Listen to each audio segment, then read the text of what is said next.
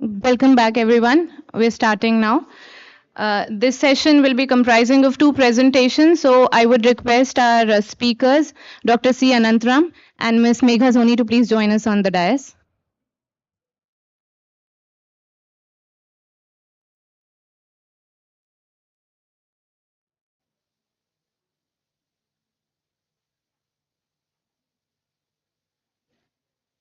So, as I mentioned, we'll be having two presentations in line with today's theme, which is Shared Vision for a Better World, Spotlight on SDG 9. And after the two presentations, we will be requesting each of the groups to kindly share their visions and the discussions that they've had in the brainstorming session before lunch. And now, to begin with the session, I will now be inviting our speakers one by one. Our first speaker would be Dr. C. Anantram. Dr. Anantram was principal scientist at TCS Research. He has also worked as a visiting faculty at IIIT Delhi and was associate editor for ATAIML Journal. Presently, he is working as an independent AI consultant. He is contributing actively to ISO IC-JTC1 SC42 standards in artificial intelligence. He is the project editor of Reliability Assessment of AI Systems, an NP project in JTC1 SC42 artificial intelligence.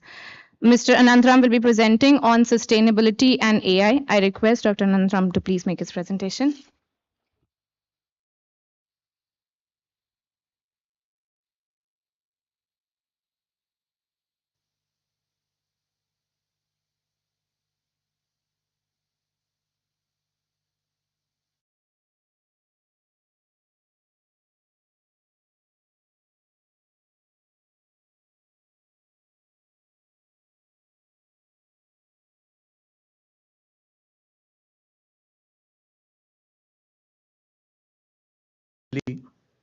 From the industry.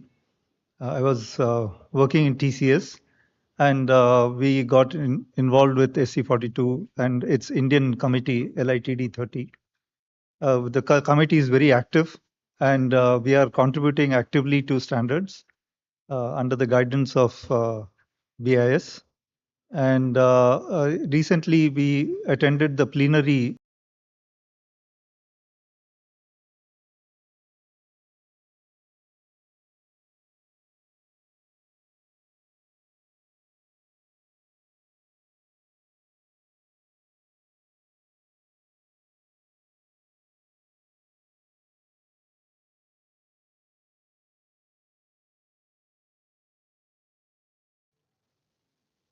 So AI is already part of our lives. We have virtual assistants, which we, and sort of connect with when we are trying to buy something. Driverless cars are being rolled out. Companion robots are becoming very common now.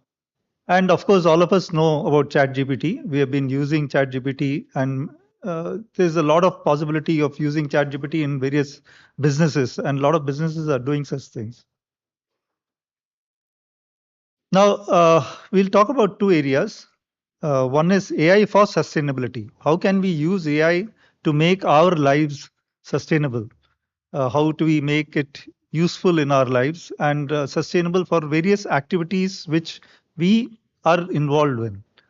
And the other one is AI's sustainability itself. How can AI itself become sustainable? Because now AI is being used in almost all domains. You can, whether it's electronics, whether it's communications, whether it's healthcare, even in teaching, AI is used, and patient care, all kinds of areas. So AI for sustainability has been useful because we have limited natural resources. Okay, but there's an expanding amount of consumption. People want more and more. The weather, environmental changes are changing a lot. There's the demand changes a lot, and there is spiraling costs because more people, more costs, more areas to travel. We have also become trying to become global in every aspect, so more costs. And there's at the same time more exploitation which is going on. Okay, and newer ways of avoiding laws are also happening.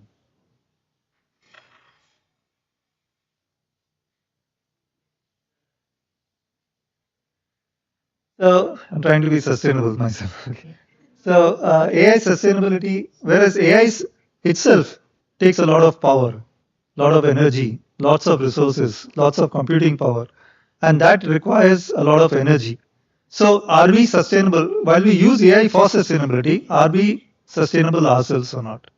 So we have to look at both the aspects, and data centers where a lot of data is logged in are responsible for huge amount of emissions. So can we reduce that? Can we reduce the compute time? Can we make our models more optimal? Anybody can train a machine learning model, but is that an optimal model or not?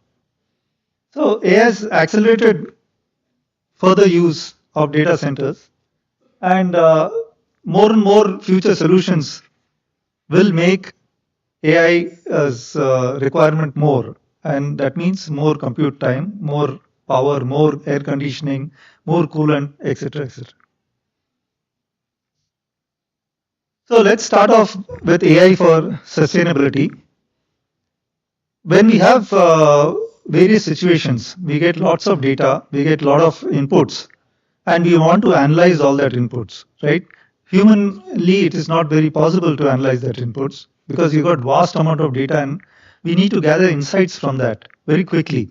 So AI can help in that. Why? Because it can quickly identify the outliers, it can identify the patterns, it can tell us what are the predictions. So it can help in planning, it can help in scheduling power consumption. It can plan buildings power consumption based on the patterns which have occurred over time, right? The power consumption over time. So then on a Saturday, it might actually turn off some cooling. And this has been implemented in various organizations in India. For example, TCS, one of TCS building is green. Infosys also says it has green buildings where the amount of power consumption is scheduled based on the kind of load of people which is there in that particular room, or if a meeting is taking place, then it might be more cooling, but the once the meeting is over, you might say it's all done through smart, but there's also a planning which goes on to it. When you have lots of buildings, when you have lots of such infrastructure, it can help in decision making. It can help in evaluating alternatives, even for sustainability, and help select more optimal solutions.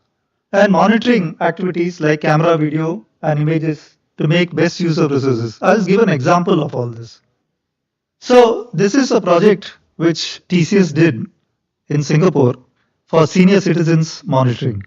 Now, senior citizens in Singapore are stay alone, okay, because their children go off to work, and if they are alone, they may get into difficulties. So keeping IoT sensors, so that is the inverted top view of a bedroom. I mean, you can see the hall and the bedroom, the top view. Okay, there's a sofa, and then you can see the bathroom and all that. So now what it does is through IoT sensors, it logs the activity through IoT, and there are the connect, that it can sense what's going on, and based on that it collects the data and then predicts what the person is doing. So suppose a senior citizen is sitting on the chair and going to sleep, okay, or sitting on the sofa and gone to sleep, then it's fine, we won't trouble him. But suppose the senior citizen collapses there in the sofa, and you can detect that there is a collapse in the sofa, then you can alert the appropriate authorities or the children, and then they can come and inspect them. So they don't have to keep monitoring. You might say, okay, camera can do all the job, but then the person can has to sit and monitor the camera. Here we just want the alerts. So if a senior citizen goes into the bathroom, okay, and doesn't come out for say 4 hours, then there is an alarm, right? We don't expect the person to be in the bathroom for 4 hours. Then an alarm is caused. So what has it done for sustainability? It has reduced the requirement of children making calls. It has reduced the requirement of children going there and finding out, or keeping a let's say a help at home. Of course, you'll say then the help is job is going off. Well, it's not like that. This is only at times where you have to leave the senior citizen alone, and you can do such things. Okay. So this was very helpful. This is a project which was done, and the idea was also to use certain things like this to give services. So if the person is normally okay, but on that particular day the person has been detected to be walking in a zigzag manner, then they will send a healthcare person there. So this is a real world project which is done. Whether it's fully implemented, it's not fully implemented. It's done as an experiment because Singapore wants its senior citizens to be reasonably independent so that they can. Uh, so what all does it do? It looks at movement, in-out sensing like bathroom going inside, outside bathroom, track health and health activity without any wearables. We don't citizens don't want wearables. Okay. Then monitor the health postures and through the Connect and video if video is allowed. Okay, video may not be always allowed. Senior citizens may feel a little upset, but if there is, then it can help. Okay, and without any wearables. Then I'll talk about the second example that's called M-Krishi. This is also a rolled out example working in lots of fields in India done by TCS called M-Krishi, which helps farmers out by actually taking local sensing data of their field. Every field is different. There might be pests, there might be humidity, there might be. So it'll take the sense, it'll using IoT sensors, it'll sense the local data of that field. Okay, so we have installed humidity sensors, we have installed soil sensors for that particular thing. And based on this, the farmers can, through their mobile, ask questions to experts. So experts are sitting somewhere and they see experts can give only very general advice. But if they get particular advice of that field in terms of humidity, in terms of water, in terms of the soil conditions, then they can give the specific advice which can help. So, example, pesticides, pests. Okay, pests are coming in, locust attack has taken place, or the farmers say it in कीड़ा आ गया है and all that. Then he'll say what कौन सा कीड़ा? Okay, so this fellow will through his IoT sensors collect the data and say this. Then the expert is able. I mean, his expert is an expert, so he's able to immediately know that okay, this kind of attack has taken place. You say okay, you may want to water it a little bit more or water it less. Okay, so all this helps because appropriate consumption. You don't water it too much, so you don't have too much of water requirement. You water it enough so that the plant survives, the crop survives, and the pests are handled. So these kind of advice is helps in sustainability because then the plant also survives, the crop comes out, and the farmer gets appropriate advice for that particular region. Now, at the same time, the expert doesn't have to go there because it takes a lot of costs going to a place, and then there is obviously carbon emissions and all kinds of things. So we can use all these things for providing very good solutions. So something like 10 to 15 terabytes of data is processed every 7 to 10 days. You can see the amount of farmers who are using it. Thousands of farmers are using it. The last count which I had heard was more than 14,000 farmers in one part of Maharashtra. It has been spread all over the places. The weather forecast. Now you can also give back weather forecasts to the farmer on his mobile. So we had programmed it for that उस जमाने का mobile, not smartphones. Okay, but things could be achieved a lot on smartphones at that. I mean, on those phones at that time. So seasonal weather anomaly prediction for the next 6 months is done through an AI model and given back to the farmers. Okay. And pests and disease forecasts are informed to them in advance. Now, suppose let us say locusts are coming in, or some insect is coming in. I mean, they come in swarms. So, farmer is advised upfront. So they may put a net on the top of it. So that becomes more sustainable. Why? Because first of all, the farmer knows about it. It doesn't cause any damage. He doesn't have to buy pesticides. He can take control of it. All kinds of things can be done there. So, countrywide scale has implementation has been going on, and it has given a lot of such benefits. Then I'll talk about another project which was done at University of Southern California, USC, by Professor Milan Tambe, very famous professor, AAA fellow, IEEE fellow, and all that, on wildlife monitoring. Poachers are always trying to kill wildlife all over the world. Can we detect poachers so that we can stop the poaching? It's a very difficult problem. Why? Because first of all, you're dealing with humans who will try new methods. Secondly, your resources are very limited. You may have, say, 500 forest guards, but the forest is so large, you don't know where to go, right? And it typically cannot be done by one forest guard. You'll need two or three forest guards to even try to attempt to stop poaching. So you have limited resources on one side, you've got a vast area on the other side, you've got animals which can move in any direction. You cannot predict, you cannot prevent the animals. So can we use AI to predict where the poachers will most probably come and then monitor that area? Okay.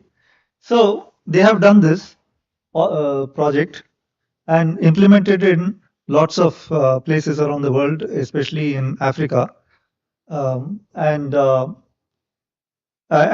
have been able to stop the snares. You can see the second picture there. That is one kind of a snare. Okay, there's lots of snares to catch the legs of animals. For example, tigers. This is a snare to catch different kinds of animals. This is for elephant actually. Elephant gets in and its leg is caught in one of these snares, and then they kill the elephant. So they have used this for tiger poaching. They have used it for elephant poaching, and they have used it even for fisheries and other areas. So, it's another area where you can use AI. Now, why do you need AI? You need some reasoning. You need some analysis of data. You need some reasoning. You need some prediction of where next the poachers are going to come in. Okay, handle the areas where they'll most probably come in and deploy your forces there. So you're waiting for them. Okay, the moment they see that, they vanish. Okay, because they think that they'll come here and you're there. So they go attack there, but you're already there, or you send a helicopter there. Okay, now your helicopter cannot fly over all the places. So again, it's why is it important? Because we have limited resources. We got limited energy which we can spend, limited budget, limited people to this thing. At the same time, we want to maximize our environment friendliness. No, we want animals, we want other things because environment depends on all the life forms. So this is project was called PAWS. Pause Anti-Poaching AI predicts where illegal hunters will show up next. And based on that, they were able to prevent about 85% of the poaching which could have occurred. They did arrest people, they caught them, and now poachers are obviously trying to play tricks where they'll try to appear to one area and then go to another area. That also the AI can predict that they'll probably, because you can keep improving the game. So they have used AI and game theory. I'll go to the fourth example. This was done at IIIT Delhi, okay, where I was a faculty for some time. I was not involved in this project, so let me make it clear. Saket Anand and others, we have used AI to count wildlife in India. So the largest tiger census, this was reported in Guinness Book of World Records, the largest camera trap survey of wildlife which occurred of especially tigers was done through this AI based system. So you have cameras spread all over the forest. The cameras can only take pictures, but you got AI to detect whether it's a tiger or a leopard. Tigers are not going to come in front of the camera and show themselves, right? So you have to, it is hiding behind a bush. You have to figure out whether it's a tiger or a leopard or some other, or it's a jackal or a fox or hyena. Okay, they all may look similar, and tigers may come at night. So you have to distinguish between all that. So based on this, we have to go further. We want to count the unique number of tigers which are there. So based on that information and their stripes, it's a lot of hard work. Okay, so IIIT Delhi with Wildlife Federation, Indian Forests, I mean data and guards and the conservationists, actually did this implementation, and it was able to count. The last count was 2,947 tigers or something like that, which was an authentic count. Okay, so it was sort of in a sense evaluated whether it was actually like that or not through human monitoring. So you say, okay, tigers here, then the forest guards and the conservationists and go there, and they check out if the tiger is there or not. They from the paws and all that. So it's a vast area, and we are able to come out with this thing. So this was uh, in 2000. I think 7 or something. It was only 1,411 tigers were there. Now it's about 2,900 plus tigers. So India has done a lot in terms of tiger conservation and thing. So the what does the AI model do? It tries to classify different species with high precision. It says this is a tiger, this is a leopard, this is a lion. So we are also rechecking it through the radio collar. So some tigers were radio collared, and we knew that this is XYZ tiger, and we were checking whether this is actually reporting like that only. It should not report something else. So all that was done. So there was proper correlation, and then actual field guards will go there and check out whether the tiger was there or not. They have mechanisms of doing that. So, so it was RCNN architecture and with SVMs, okay, support vector machines to uh, the to ensure that there is high precision.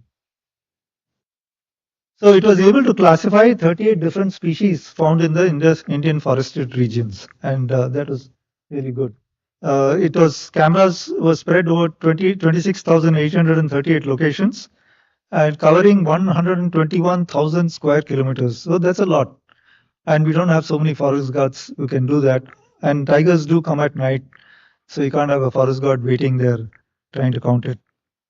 So that's why uh, it was also reported as the world's first largest camera trap survey, which was very successful. It was also cross-checked number of times by World Wildlife Federation and all that. So it's a very useful thing for sustainability. Why is it sustainable? Because we were able to do more with lesser resources, and we didn't have to spend too much, trying to spread our resources, trying to go chase a tiger where it's not there, it's moved on, etc., etc. So we're able to actually focus, and this can help the next level.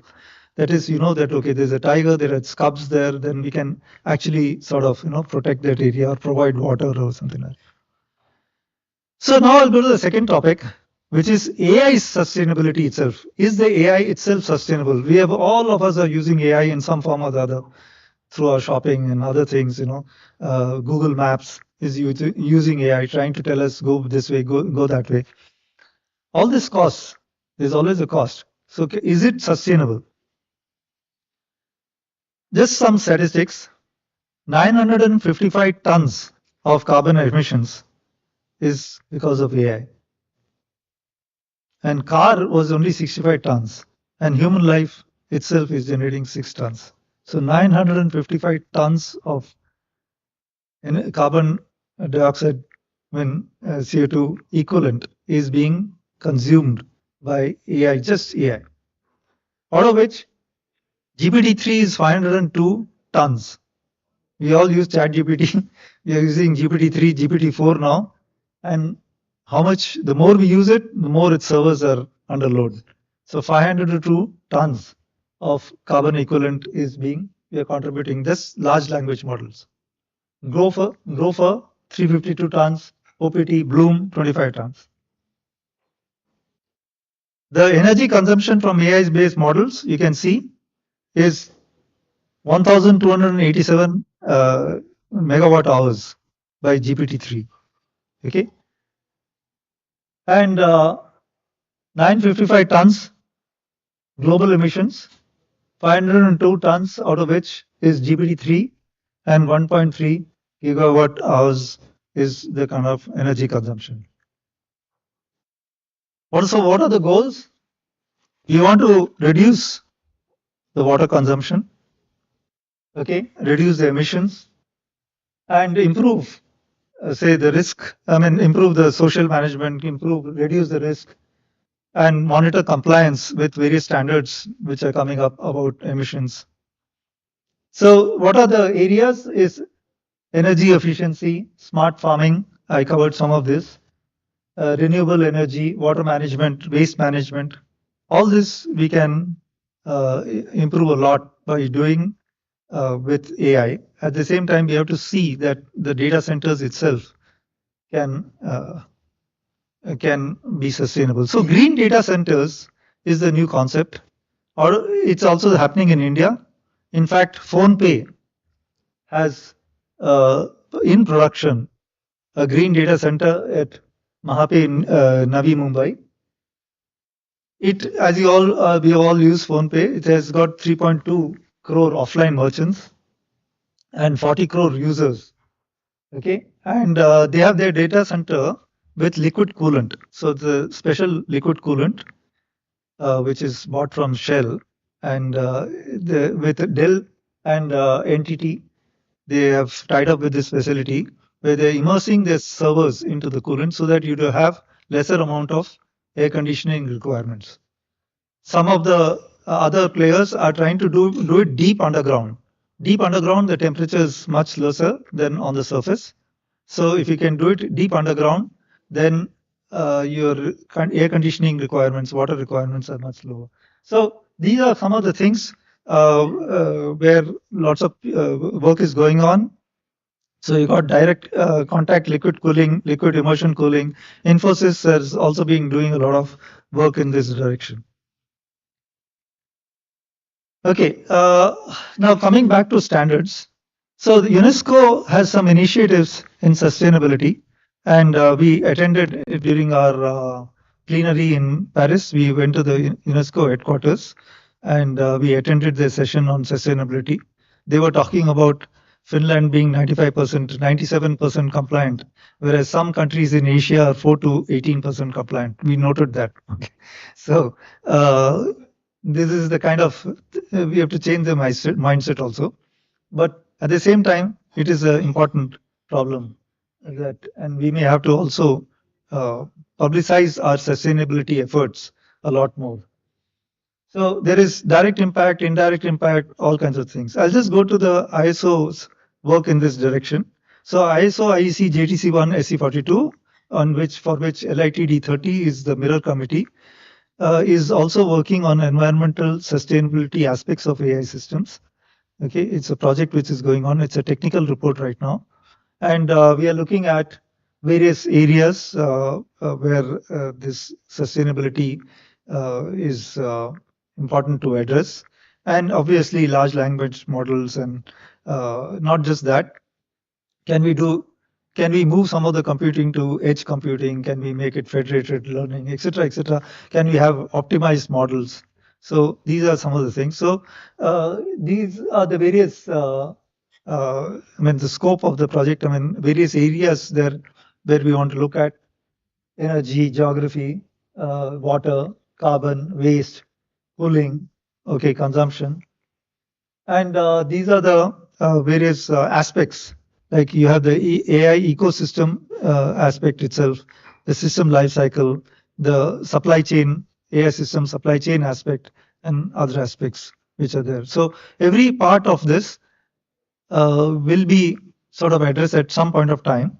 SE42 is also having some collaboration with SE39 on this area.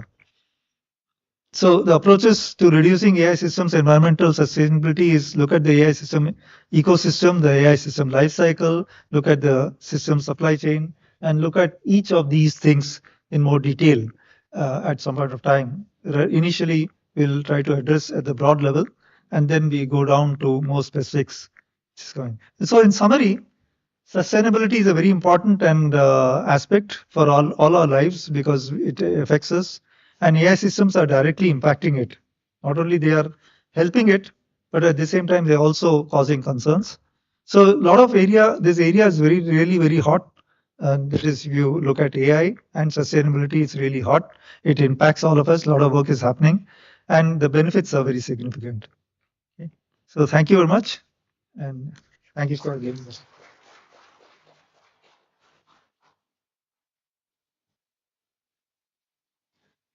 Thank you very much, sir, for introducing us to how AI applications are now solving real world issues and also the sustainable AI applications.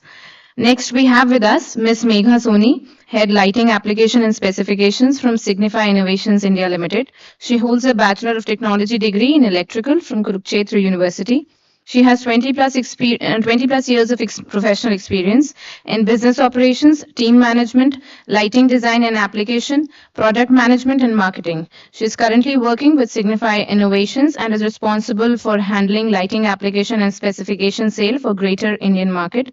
She will be presenting on sustainability aspects related to smart lighting. I request Ms. Soni to kindly make a presentation.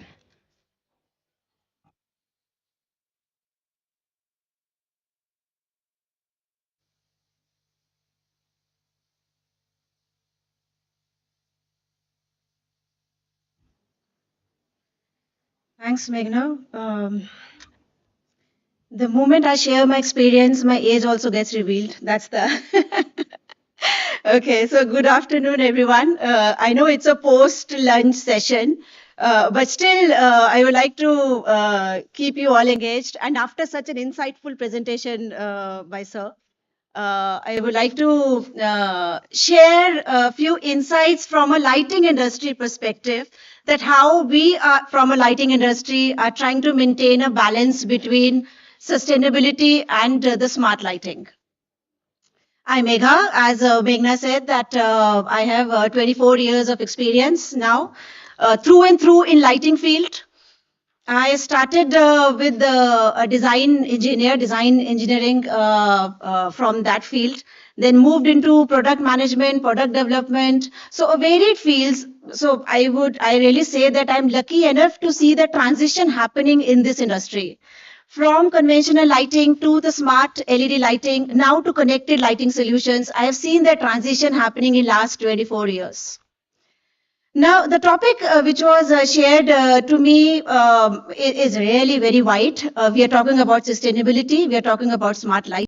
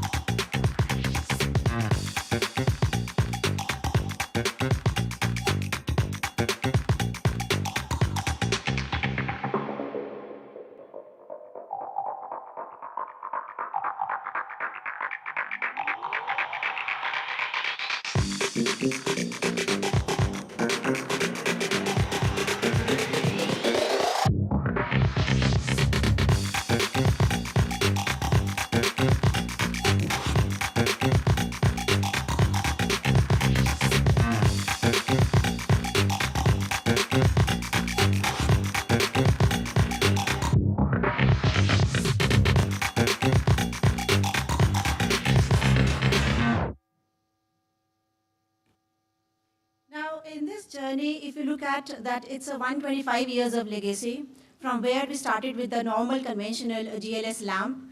With the journey of 125 years, we acquired different brands. If you look at here, we have a Philips. Okay, I think this works. Okay, this doesn't work.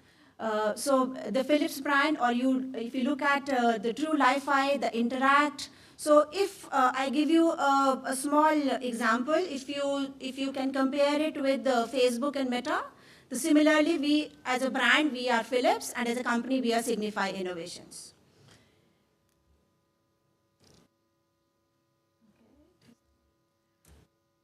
So as we see today, in year 2024, on the logo which has been given, our shared vision for the better world. So the purpose of Signify is also somewhat similar, unlocking the extraordinary potential of light for better lives and brighter world. So we try to keep a pace with where the world is moving on, and how we are able to achieve that with different kind of aspects, whether it is climatic action, whether it is health and well-being, whether it is safety and security, circular economy, or food availability. As I said, we have different brands, Philips, Interact, True, Li-Fi. We do it with the different kind of systems from 3D printing and the horticulture systems also. Apart from sustainability, we give a lot of focus on the diversity as well. Not only the diversity in terms of gender, but diversity in terms of caste, in terms of we are hiring person with disabilities. We are, if you look at 95% nationalities, 4 generations, 41% of women are there in Signify.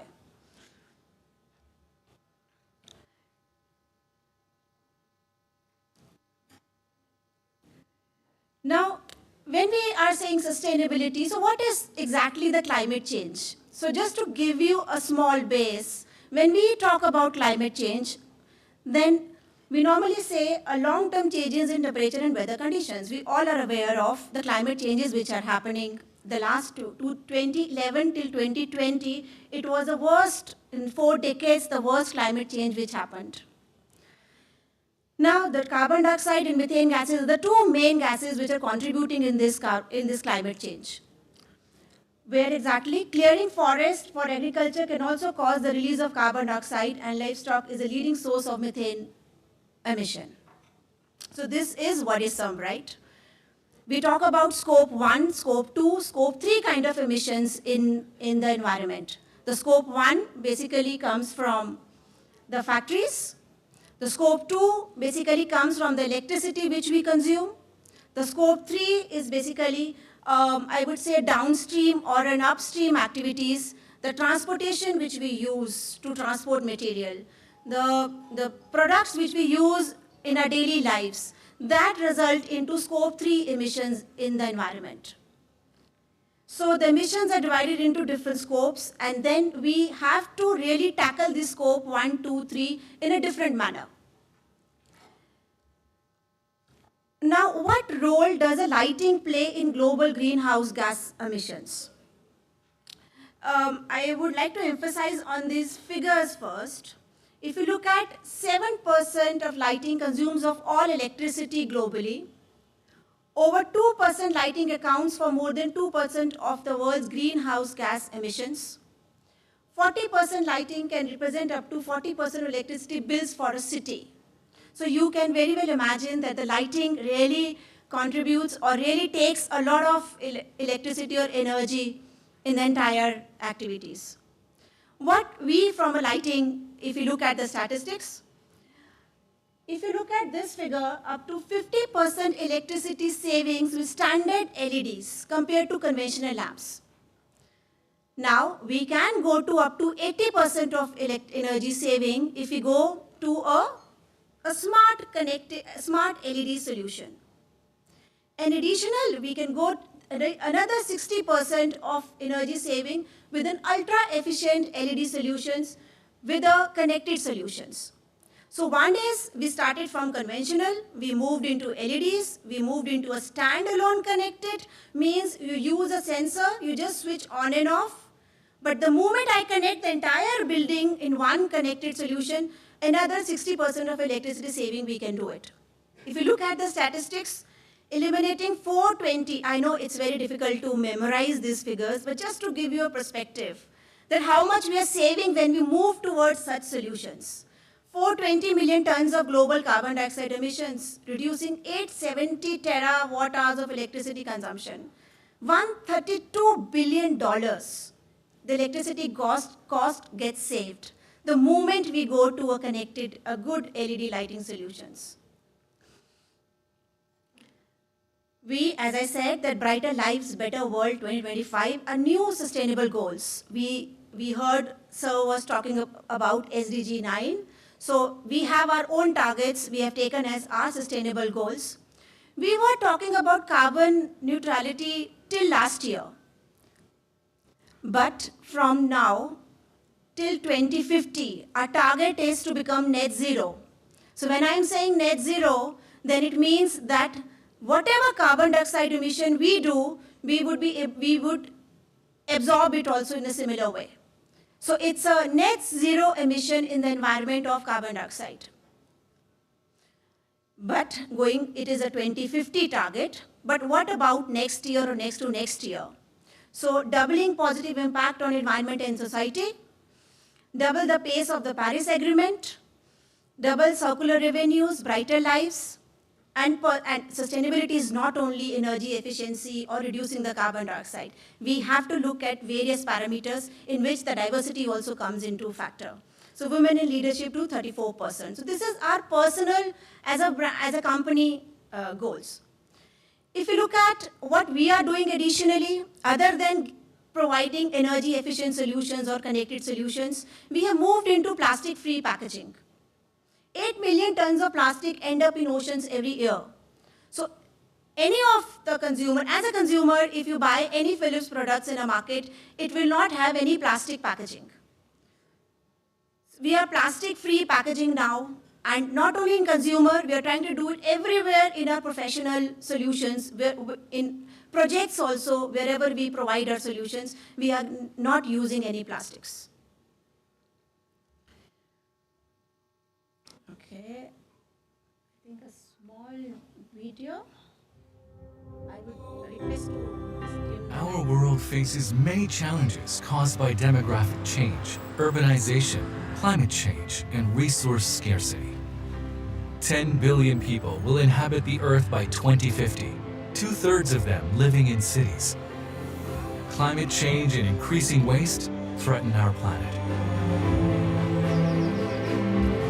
At Signify, sustainability is at the heart of our purpose, to unlock the extraordinary potential of light for brighter lives and a better world. To achieve our purpose, we're focused on sustainable growth and creating a great place to work. These are key pillars in our strategy, and we are the only lighting company to be carbon neutral and use 100% renewable electricity. Now, with our Brighter Lives, Better World program for 2025, we go beyond carbon neutrality.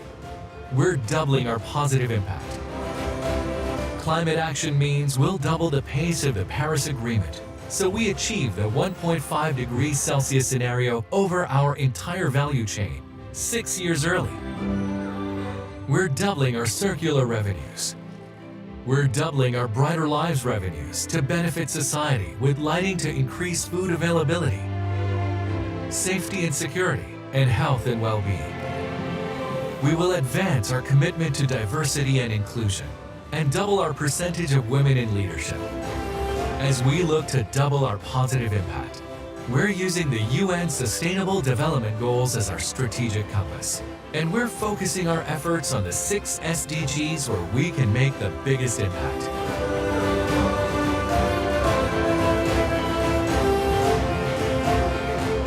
At Signify, we're doubling our positive impact.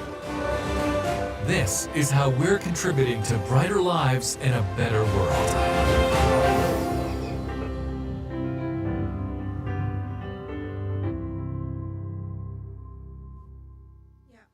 As I said, that only energy efficiency is not a criteria to really achieve our goals of sustainability. There are many factors, several factors which are related to sustainability. Okay, I think I have 5 more minutes. Okay, so now if we talk about that, okay, we have made a energy efficient solution, we have made a connected solution, but then what exactly the main benefit which we are getting out of it? For sure, we are reducing the carbon dioxide emission in the environment, but then we always assumed a light to see or to identify the colors. But there are non-visual connects also with the brain, with the lighting. It really improves our happiness index, it improves our productivity, it improves the efficiency. So there are many factors which are related to it. Now, how we can do it in a more sustainable manner with the help of a smart lighting. Building intelligence with light.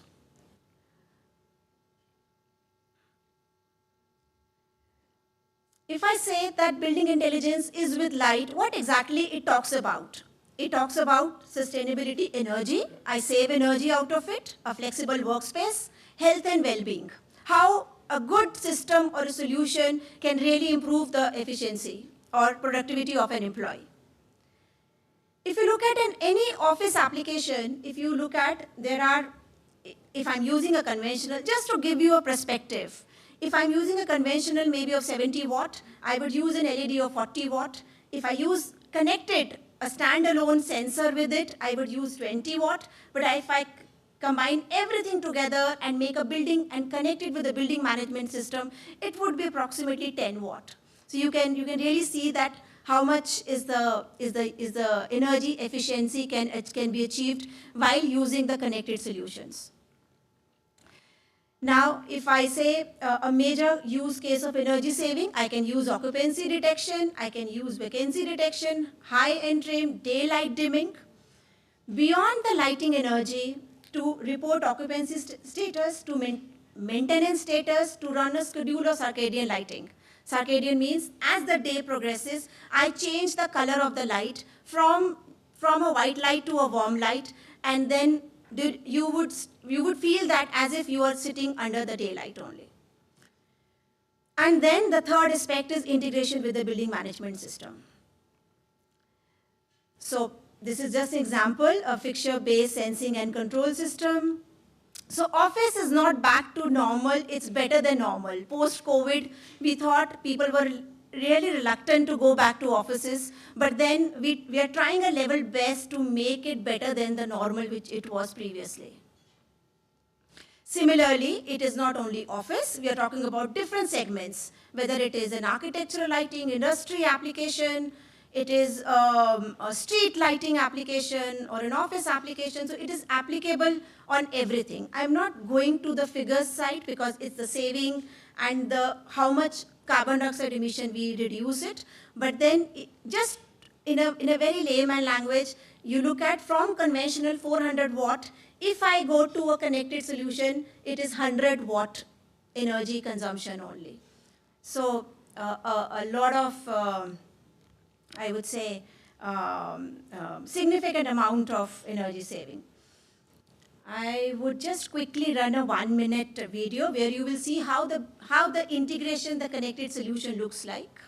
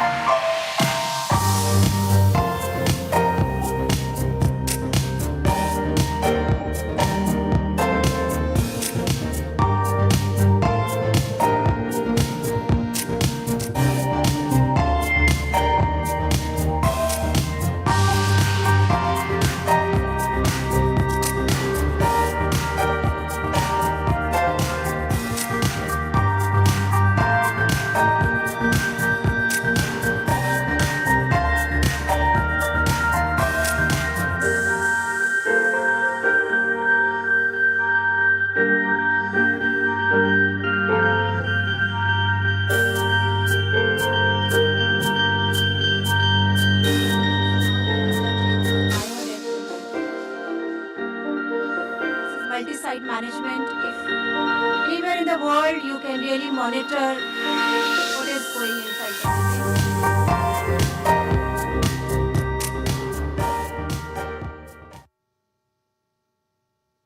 So apart from this, apart from these solutions, we are working on. Maybe we would be very glad to discuss it further with BIS as well. The EPDs, the Environment Product Declarations. That in every product we would come to know that what kind of a carbon dioxide emission it has contributed. Whether it is we have used aluminium, we have used plastic, we have used electronics. So what kind of a emission? So that declaration would give each and every component used in a product and how much is the carbon dioxide emission in the environment. So that EPDs we would soon start giving with our every product, so that the consumer, the user is really knows that what kind of a sustainable solution he's using in his or her project. Before I end, we talk about sustainability normally in an indoor and office space or from the lighting perspective, I would say. We saw very beautiful examples which Sir showed in an outdoor, in a jungle areas as well. But then we try to implement for an architectural lighting also. If we don't have to pollute the sky, how we can use, I would say, a very concise and a precise lighting solution to give an extremely sustainable solution to light up a particular, it can be a monument, it can be a building, it can be bridges, it can be dams. So just to give an example, we just completed one project in Mumbai, which is Bandra Worli Sea Link. How well it is illuminated, keeping in mind that the sky should not get polluted, the product which is used should be sustainable, the energy efficiency which we are using, it should be extremely less than the big floodlights which we normally use. So before I end, I would just share the last video with you all. For this, I would really request the backend team to dim the lights, please.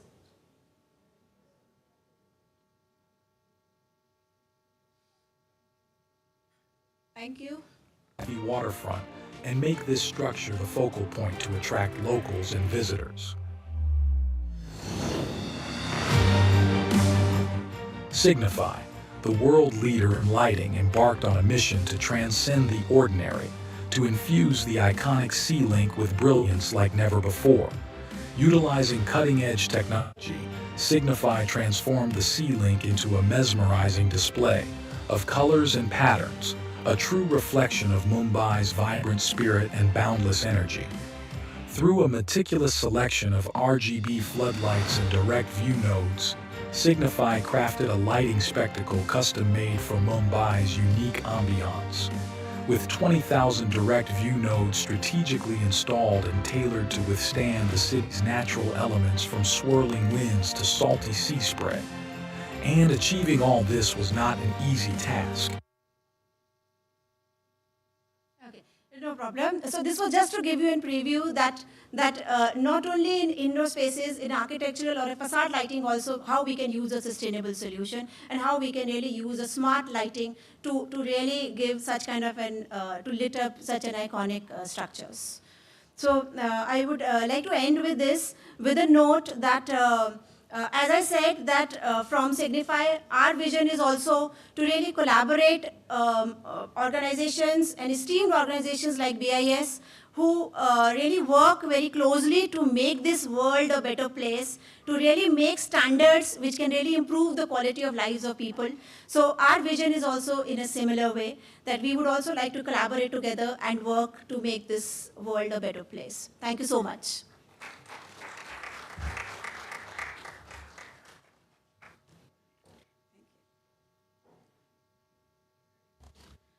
Thank you very much, ma'am, for your presentation. Before we have our open house session, we would like to present mementos to our speakers as a token of gratitude. I kindly request DDG International Relations, Chandan sir, to present memento to Dr. Anantram, please.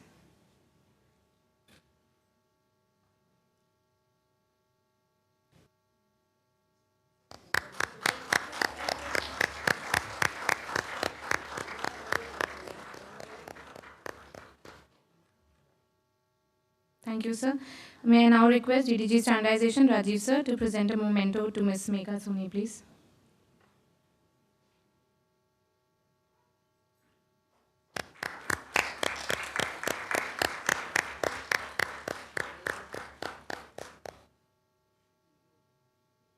Thank you, sir. We will now be having the open house session. I request Maharana sir to kindly take it from here for this session, please.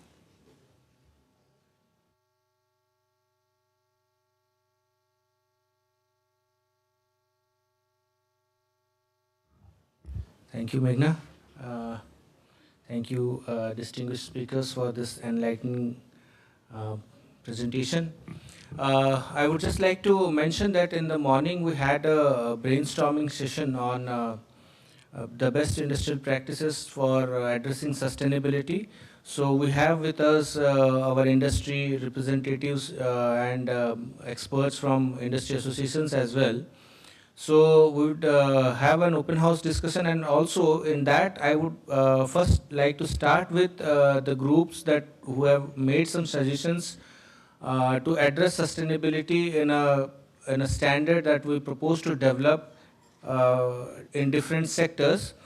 So though I have a summary of that, I would ask Abhishek to be here, and I would request each group to share their thoughts with us, which they have given to us for everyone's information. And I would request group 1. May I request group 1, please? If they can come forward, introduce themselves, and briefly tell us about what they think and how they propose that certain elements can be incorporated in the standard. And I would request the audience to pay attention, and if they have any queries and any information they would like to ask, they may ask to the group. Group 1, first of all, please introduce yourself and your suggestions, please.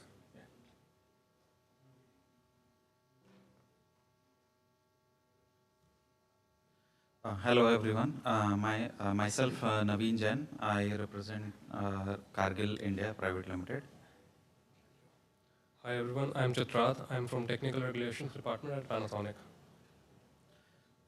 So for our group, we made single, you can say, points, not individually. We chose the electrical appliances because many of us were from the electrical side of it, and few of them actually from the electrical appliances. So major points that we deliberated was typically related to the standardization of uh, uh, the product itself, because right now within the category there are many types of, so within the same product type there are variation is quite significant. So if we can make a standardization where the variation is limited, because that results in maybe lower quality or lower life of the product, which ultimately is not good, and again results in more carbon emission because the product fails earlier than expected, and then a new product is required to replace that. So that was that. Then when it came to the manufacturing, the major points that were discussed was because this industry has a lot of MSMEs as well involved. So if incentives can be provided to the MSMEs or the smaller players to actually go for automation, maybe more higher efficiencies using renewable energy, or efficient processes which consume less electricity, that can reduce the overall emissions and improve the efficiencies. Uh, Also, the suggestions were made that if they can be provided with the guidance and consultancies to improve their processes, to improve the efficiencies, as well as either they themselves include in the R&D to improve the overall product, improve the carbon footprint and the efficiencies, or the government can come to their support to provide this type of services to improve the overall performance, whether it is the efficiency side of it or the carbon emissions.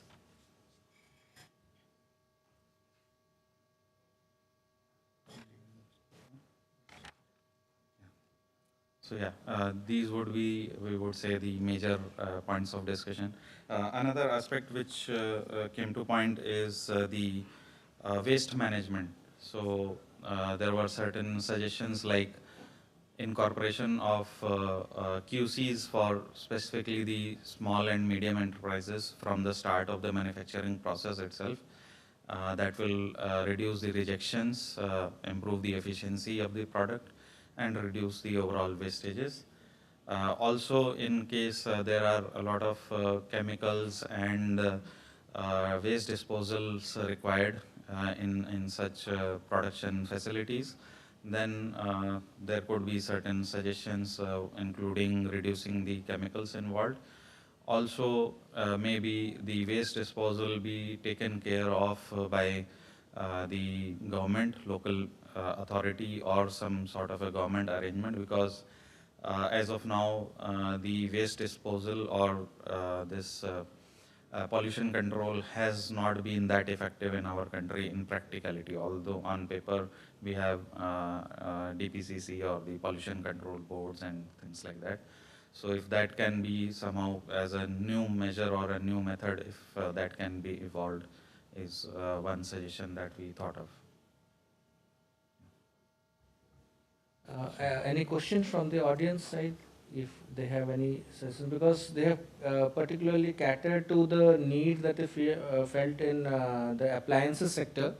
So, any specific queries or any suggestions that you would, or any information you would like to have?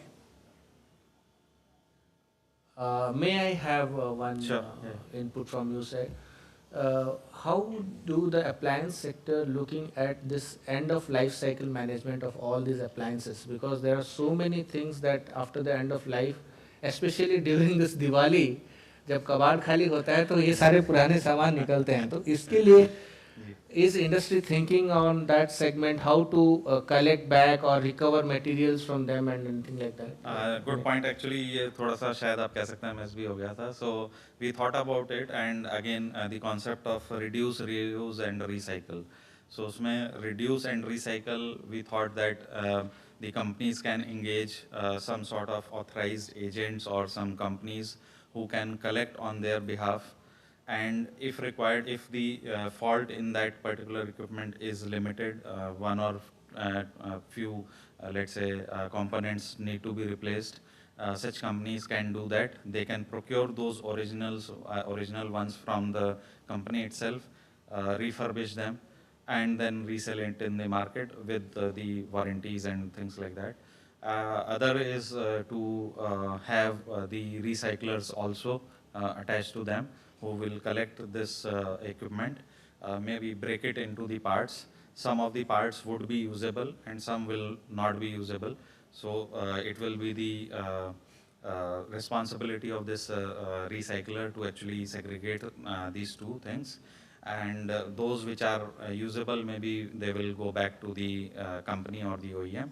And those to be discarded, this agency can actually take the responsibility of discarding them responsibly.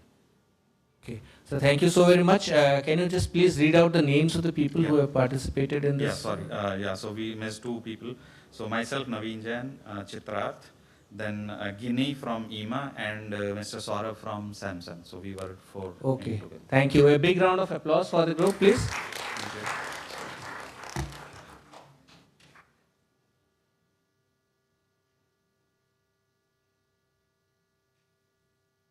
Okay, thank you. Now, may I request group number 2 to present their discussion points and their line of thoughts.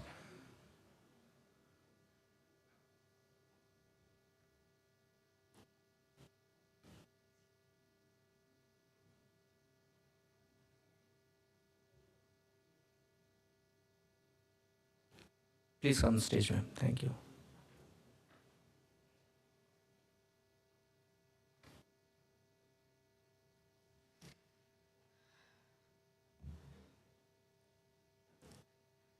Hello everyone, good afternoon. So do you want us to go line by line with each question and answer, or summary should be? Okay, great. So while we were a group of four, myself, Mayuri, Vineet from Panasonic, and from HP, we had two more. One was a BIS member, Parth, and another one was Sharath from Samsung.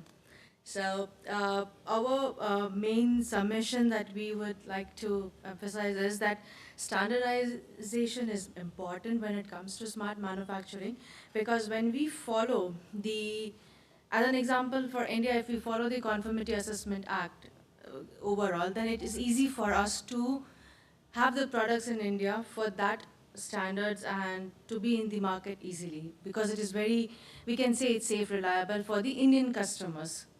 However, overall, when we say that it is very crucial to have these sustainable standards in thing, and along with the harmonized standards, which helps us to address the concerns, prioritize the sustainable environment, and considering the life cycle impacts that a product takes in after the product has been used for a couple of years. The major thing which we saw was replacing the physical materials as and when possible with the digital alternatives. That will help us save the alternates or environment a lot.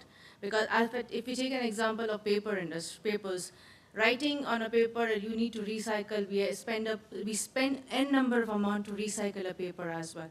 But if you have a tab or a notebook or a digital device with you, you can use it and reuse it and reuse it. That will help us to save some recycling cost also in this thing. So this was our main focus was on the electronic segment, because we all were part of electronic industries. So what we have mentioned over here is like recycling and reusing the finished product and the components wherever and to whatever extent it's possible, but making it safe and quality product for the consumers as well. So as an example, like you have in a 7-year-old or 10-year-old product in your house, or even 3-year-old product in your house which you're not using, go to a store. They have a drop box for you. Drop your electronics over there. They will give you points which you can reimburse by buying some other products from there, instead of throwing it in a dustbin. Better to take it, walk into a store. There are exchange programs which most of the brands these days offer. Exchange with them. If you do not want to buy the same brand, you can also exchange with a different brand also. There are available services by all the major brands in the country these days. So that was one of the points that we had put over here for recycling and reusability of the products in the operation. Want to add something? So yeah, that was it from my end. Okay, thank you so very much. Any questions or any suggestions or any more information that you would like to have from the group? Okay, thank you so very much, ma'am. Can you just please read out the names once again? It's Mayuri, Vineet, Sharath, and Parth. Okay, thank you.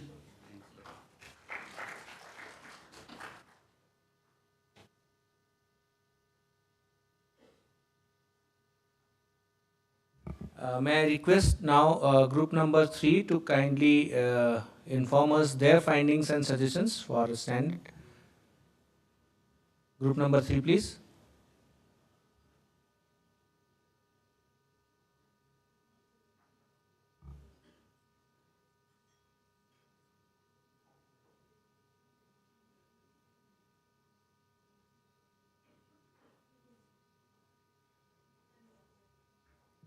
So group 1 talked about appliances sector, group 2 talked about electronic and IT sector.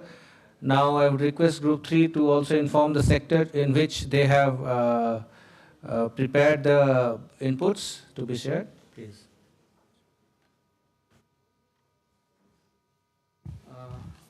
So good afternoon, everyone. So I am Nitesh from Havels, and I'm Anand from India Smart Grid 4.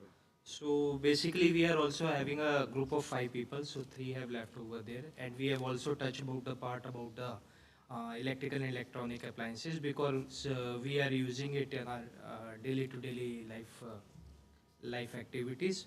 So as it was already touched by the other groups, so like to make a product sustainable and usable, so we have a different kind of programs where we are focusing about how do we can make those products sustainable. So basically what we have focused on, like when we are going to make a product, so raw material is one of the important things that we have to focus upon. So selection of the raw materials, even though if we can able to use refurbished products, so like in case of plastics, rather than going into a virgin material, if we can use some reusable plastic, that could be a good for the country. And if we can able to develop some standards, means how we can use these refurbished things in case of metals or in case of the plastic product, it could be helpful. And so like for the technology parts, like for the pollutions and the ozone depletion, already like for the R R1 332 gases are there, which has been used in the compressor, so it has been already taken care. And implementation of more like what we have, like we are using a DG set renewable like solar energy or some kind of other grid arrangement where we can make more use of renewable energy. It could be helpful for a country. Apart from this, in terms of manufacturing processes, generally we have a supply chain or the entire ecosystem in a way that we are more dependent on other products also. I mean, a group of product you assemble, you make a product. During COVID, we realized that just because of some chips are not available, your entire lot of supply is stuck. And if you look at our development or ecosystem of manufacturing, so it is divided into bits and pieces. If we talk the example of Maruti, they have more than 200 suppliers in NCR region. So we do not have that infrastructure wherein we have a kind of facility that what China has used, that you have SEG wherein you have developed the entire ecosystem, and the dependency is reduced so that you have a better supply chain and a better product at the end of the day. So that is missing in India if we look. So what we can do about it is we can identify the critical components where our dependency as a country is more. We can incentivize those components, what can be manufactured locally, and then provide an ecosystem where we will reduce our dependency on all those semiconductors where we are critically dependent on other countries. So that is one thought we discuss, critical thought we discuss. Thank you. Okay, thank you. Any questions or suggestions, please? Okay, thank you so very much.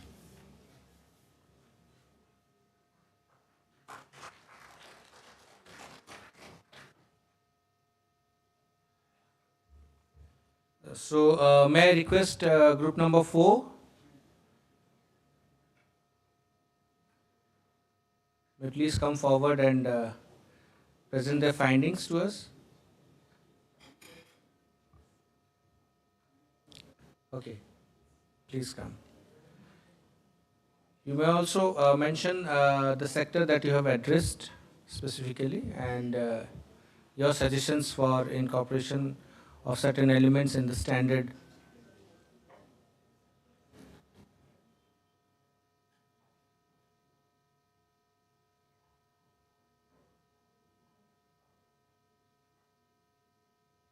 Please, ma'am.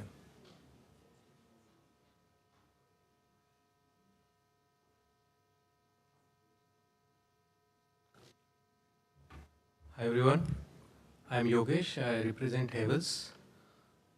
So regarding the sustainable practices, Havels, we believe that every product that we are offering to our consumers, we believe that it is it is taken care from the quality point of view, the governance standard point of view, and also we make sure that it is safe to use, and also it is longer to use for for the better benefit of the consumers.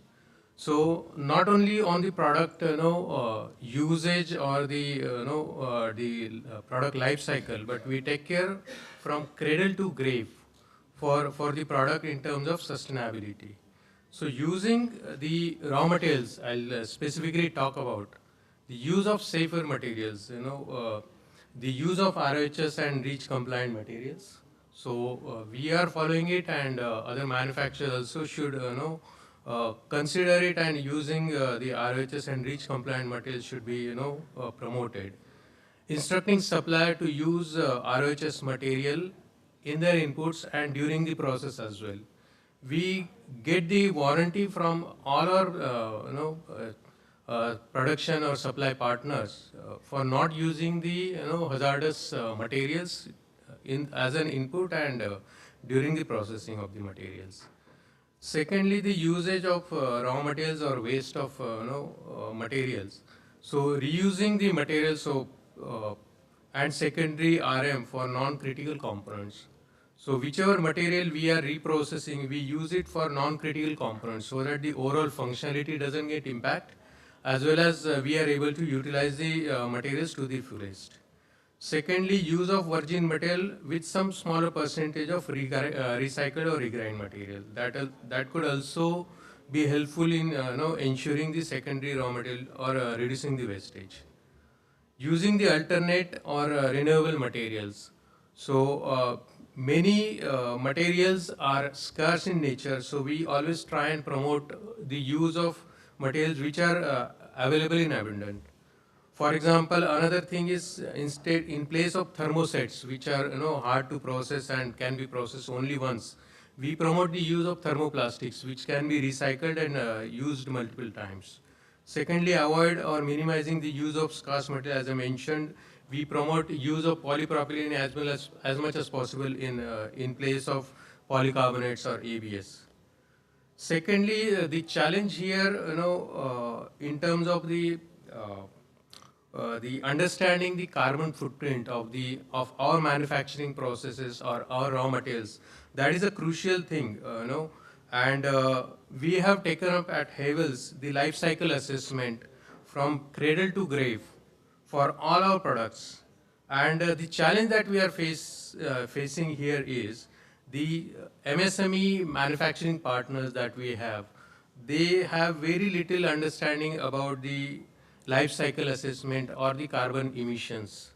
So that is where we are, supporting them in assessing their carbon footprint or the carbon footprint generated during the processes. So, and that is where even BIS also can help, with certain guidelines on how the life cycle assessment should be done, so that that can help in speeding up this life cycle assessment activities and thereby, promoting the carbon footprint reduction thereafter.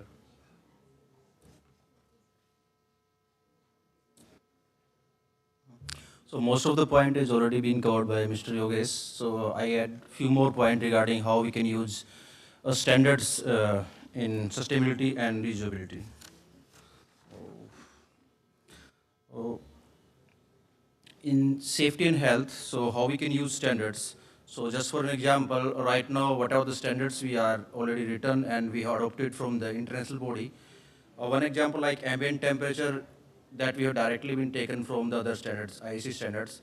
And mostly 25 to 30 degree ambient temperature we are using for testing most of our product in India. The 25 degree or 30 degree that has been taken from the IEC standards, the temperature conditions are different there, and we are testing accordingly in India also. But the actual usability is different in our country. We are testing electronic product and consumer product at 25 degree in the testing labs as per the well-defined condition, but using them at the 45 degree or 50 degree in the North India side. So that's how we can see the recent example in this year, most of ACs have been blast and many electrical plants caught fire. That's maybe due to that reason. So we have to think about the ambient temperature correction in our Indian standards.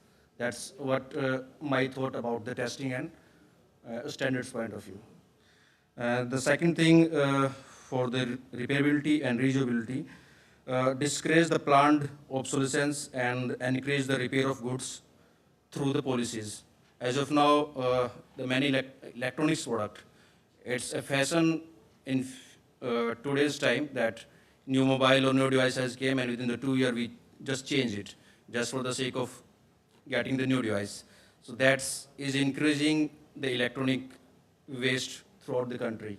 So that we have to see, we make some policy that there may be some standards or other policy that encourage the maximum use of the electronics product just for the sake of changing it. And maybe some repairability standards for the older product that can reduce the electronic waste in the country. Thank you.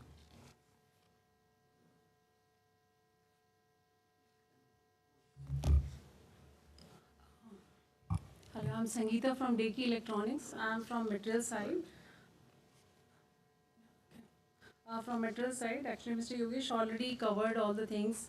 My focus is an industry should focus on the manufacturing, is what we are manufacturing. But the product we are taking from our supplier, we should focus on that also, whether this is REACH compliant, ROHS compliant, how the setup they have, facilities, energy management, because many of the suppliers is giving the documents only. Once you are visiting them, they are not like that, what the information they are sharing to us. So that is also more important in manufacturing. And the second, savings, you can save savings in, or the energy management in everywhere. Like this is for your office, this is for your industry. The process you are going to do for the electricity and all, machine consumption, what the, and the recycling of packaging industry. In our company, we are doing a lot of recycling. The corrugated boxes which we are taking, and we are recycling and sending to our suppliers. And right now we are in the process of PP boxes in place of corrugated boxes, because this is only one time use of kind thing. So we are in process to take at least 50 times we can use the PP box in place of corrugated boxes right now.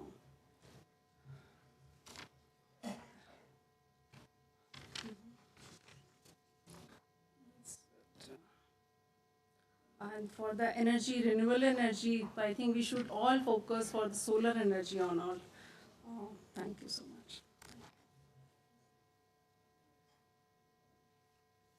So, hello everyone. I will be speaking from the energy perspective since I'm from India Smart Grid Forum. So, we are a think tank, and we work as an kind of an advisory body, and we do pilot projects specifically in energy sector. So. So yes, my main point was to inclusion of the stakeholders in the grid to building integration area, and the stakeholders that can be included more are senior officials or technical officials from DISCOMs, some building owners, consumers and prosumers, and RERA, FOR, and technology providers who will be providing the solutions for grid integration and smart appliances as well.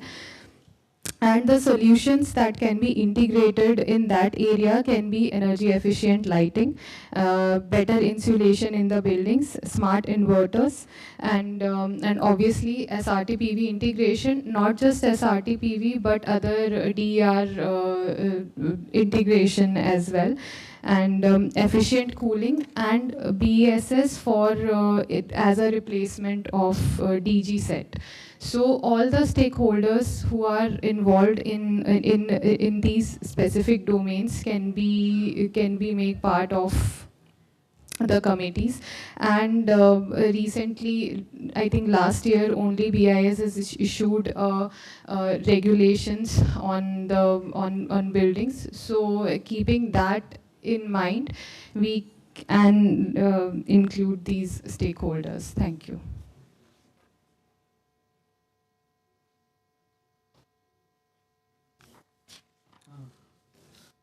Good evening all. My name is Mohit Kri, and I am from IntelliSmart. As you can see, the IntelliSmart. Intelli मतलब intelligent and smart माने smart. Okay. We are now working on AMI, Advanced Metering Infrastructure, for different discount in India. Okay. So as you know, मैं थोड़ा हिंदी में continue करना चाहूँगा. Okay. Are you comfortable with Hindi ना? Yeah. Actually आप सभी के घर में इलेक्ट्रिसिटी आती है और आपका इलेक्ट्रिसिटी का जो टैरिफ डिसाइड होता है वो एक मीटर के थ्रू होता है जिसको हम कहते हैं watt hour meter, right.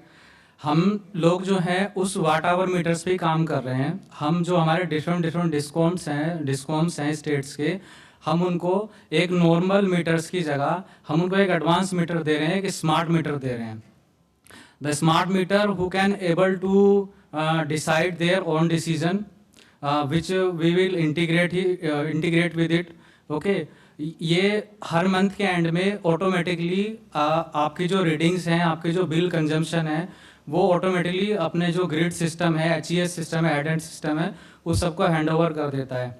Sir अगर स्पेसिफिक सजेशंस क्या हैं, मतलब हाँ उसमें बताइए. एक्चुअली मेरा बस प्रोसेस एफिशिएंसी के लिए कुछ सजेशन थे. जैसे कि सर अभी आए थे हमारे पास में, उन्होंने एआई को अच्छा इंट्रोड्यूस किया. मैम थी, उन्होंने लाइटिंग को अच्छा खासा इंट्रोड्यूस किया. तो हमारा ये है कि introduction of AI in smart metering project including consumer and distribution and और ग्रिड एंड्स. ओके. जो हमारा एआई सिस्टम है ये फ्यूचर है अभी पूरे वर्ल्ड का. तो इसमें क्या जो हमारा एआई सिस्टम है ये बेटर होगा कि हमारा जो स्मार्ट मीटरिंग प्रोजेक्ट है उसके अंदर भी इसका इम्प्लीमेंटेशन होना चाहिए, जिससे कि जो हमारा सिस्टम है वो थोड़ा रिलायबल होगा, फास्ट होगा और उसकी एक्यूरेसी बढ़ पाएगी. दूसरा क्या है, जो हमारा ये एआई सिस्टम है इसको हम इंट्रोड्यूस करा सकते हैं advance monitoring and controlling of traffic systems. जो हमारी इंडिया का ट्रैफिक सिस्टम है उसके अंदर भी हम एआई मॉनिटरिंग को इंट्रोड्यूस करा सकते हैं, जिससे कि जो हमारी जो हमारा ट्रैफिक सिस्टम है वो थोड़ा फास्ट होगा और रिलायबल होगा. थर्ड है मेरा, जो कि मैम ने अभी डिस्कस भी किया था, introduction of home automation system. अभी जो हमारा सिस्टम है वो नॉर्मली है, उसको ये मेरा अपना भी थॉट है और ये ऑलरेडी इम्प्लीमेंटेड भी है कि जो हमारी होम अप्लायंसेस हैं, जो उनके अंदर लाइटिंग है या फिर जितनी भी हमारी चीज़ें हैं, हम उनको एआई के थ्रू या फिर इलेक्ट्रॉनिक के थ्रू एक ऑटोमेशन दे सकें, ताकि हम अपना जो होम के अप्लायंसेस हैं उनको ऑटोमेटिक तरीके से कंट्रोलिंग कर सकें. ये ऐसा ना हो कि हमें कि हम कहीं भी अगर रूम्स के अंदर आ रहे हैं तो हमें पहले स्विच ऑन करना है. कभी भी क्या होता है हम चीज़ें भूल जाते हैं, स्विच ऑफ करना भूल जाते हैं. वो सब क्या होता है, अल्टीमेटली हमें लॉसेस देता है इलेक्ट्रिसिटी का. तो अगर ये ऑटोमेटिक सिस्टम होगा तो उससे क्या होगा कि जब भी हम अपना रूम छोड़ेंगे लाइट ऑटोमेटिकली ऑफ होगी और कंट्रोलिंग सिस्टम अच्छा होगा. Thank you. Big round of applause for group 4. Any questions from anyone? Yes, sir.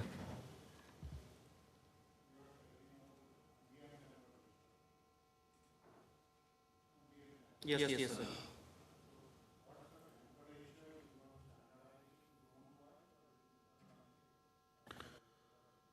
No, sir, individually my suggestion is to make a range, because as of now, whatever the ambient temperature defined is one temperature, 25 plus minus 2, I think.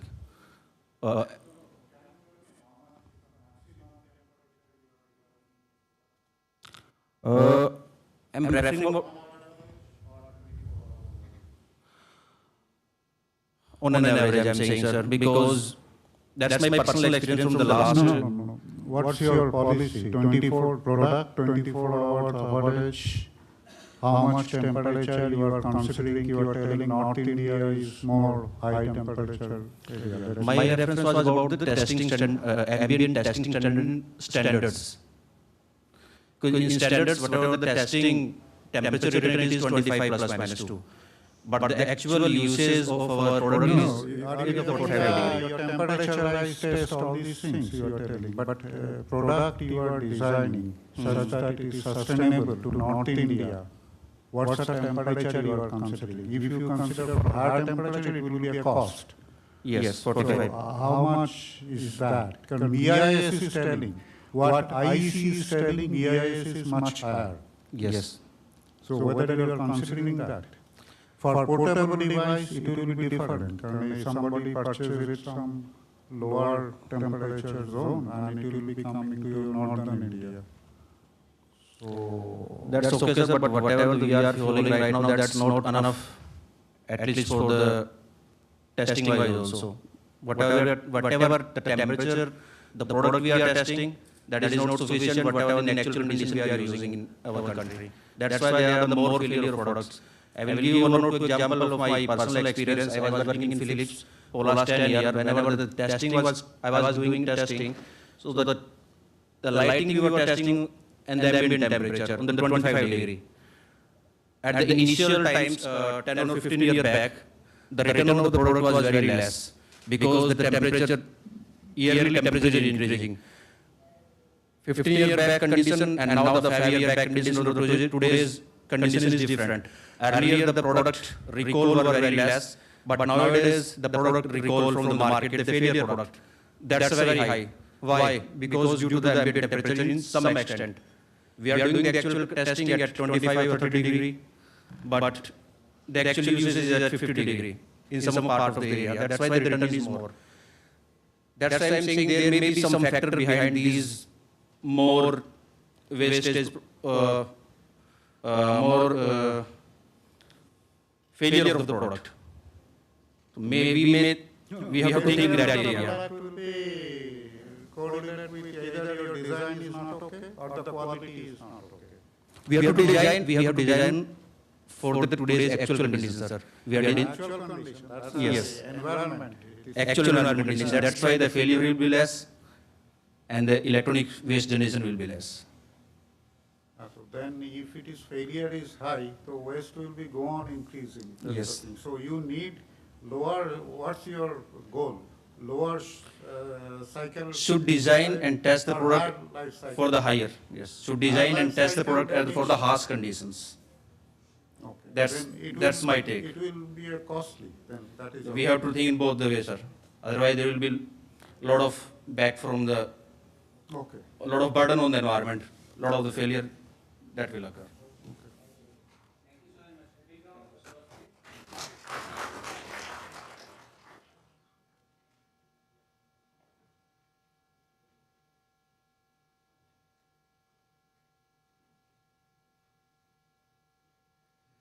Thank you.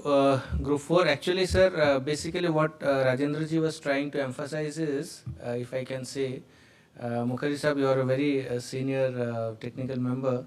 He is saying that the manufacturer is designing a product to meet the test conditions also, and the test condition in IEC standard is defined at around 25 degrees Celsius. So unless we design the product for higher temperature operation, so the product failure rate would be higher, and that would cause more failures. And so now moving on to group number 5, and I would invite the participants to kindly come on stage and please share their thoughts. Group number 5. Who else? Oh, Pandeyji is there. Yes, please come, sir.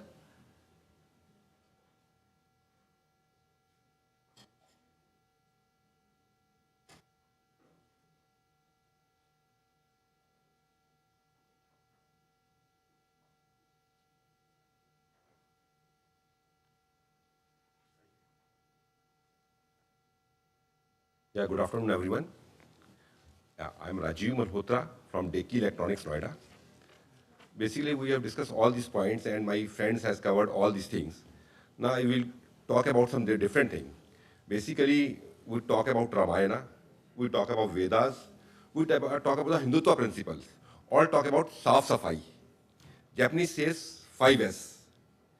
So if we go to the basics, in our company or in our manufacturing, we can achieve the 50% of that.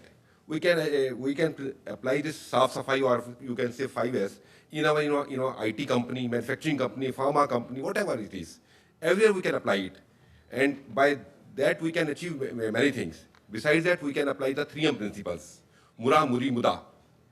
Like that. Waste reduction, 7 waste principles. If we apply all these things, I think, this is my personal view, and I have applied in my company as well. I can reduce the wastage by more than 7 to 80% if I apply it in a holistic way. So we should apply these principles in a holistic way in our organization, at our home or our workplace or our organization, whatever it is. So this is my point of view. So any specific suggestions for standards? Yeah, as far as suggestion is concerned, the one the Minister of MSME has just implemented is Z, zero defect, zero effect. I think BIs should also adopt this principle, and they can put it in their standard. I think it will be a great, it will convert into a great result. Okay, sir. Okay. So any other points? Yeah, good afternoon to all. I am Pandey representing International Copper Association. Actually, we had a very diverse group. So we have given our own recommendations. Okay. So from ICA side, my recommendation is that the products, I mean, any product for a particular application can have more than one technologies for manufacturing that.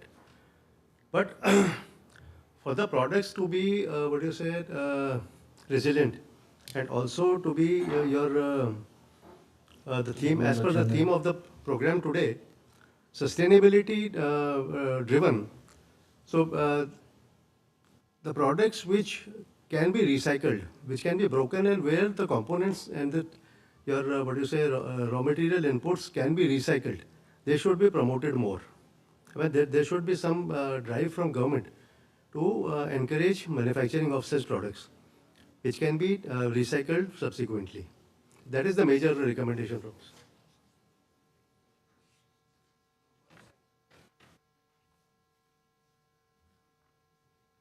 Thank you very much, Group 5, and I would like to thank all the groups for their active participation and coming out with their inputs for our standard that we propose to make on sustainability.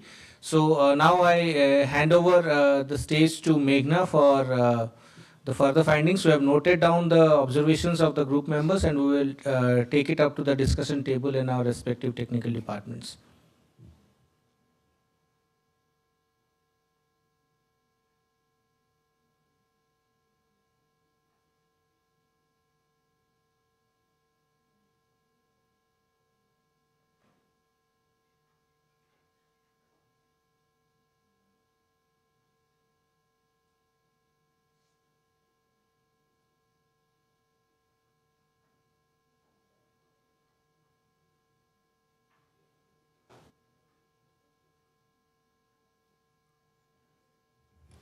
Thank you very much. I'd like to especially thank all the groups who have taken time out. In fact, you all participated very actively. You provided us inputs and insights, which we'll utilize in our standards formulation work in our respective departments.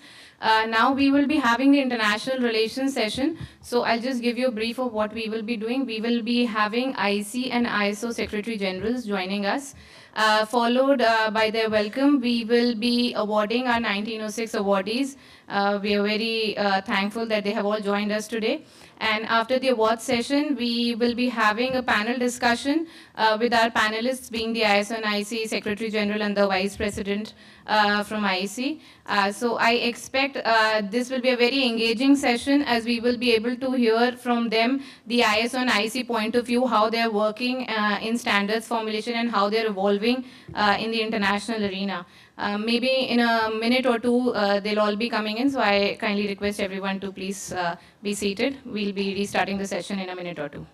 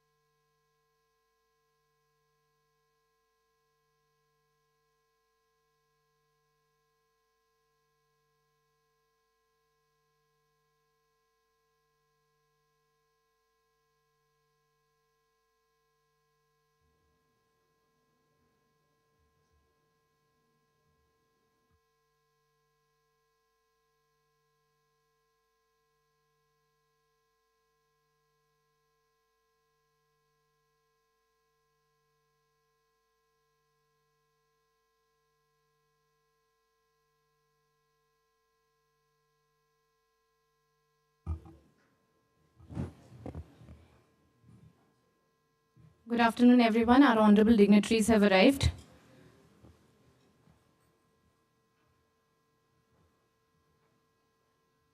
I request our honorable dignitaries to kindly come on the dais. Director General BIS, Mr. Pramod Kumar Tiwari. Secretary General ISO, Mr. Sergio Moica. Secretary General and CEO IC, Mr. Philippe Metzger. And Mr. Vimal Mahindru, IC Vice President and SMB Chair.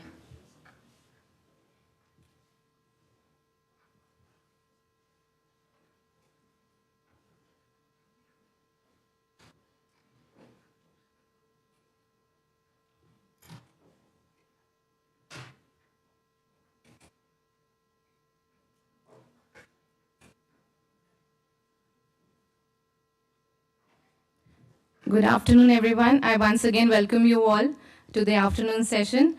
It is my absolute pleasure to welcome you to this prestigious event where we come together to celebrate excellence and honor remarkable individuals on this World Standards Day.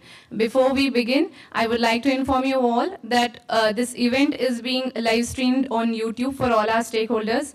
We're also joined by our industry participants, industry association and BIS officials here today. I thank you all for joining us. I will briefly introduce the dignitaries from ISO and IC who have graced us with their presence today. We have Secretary General and CEO IC, Mr. Philippe Metzger, with us today. Mr. Metzger has been trained as a lawyer. He was the former Director General of the Swiss Federal Office of Communications, was also the former Deputy to the Director of the Development Bureau at the International Telecommunication Union, ITU, and former Director of the European Free Trade Association. And he has issued several publications on the World Trade Organization, WTO, and competitive law. I kindly request DG sir to please welcome him with a bouquet, please.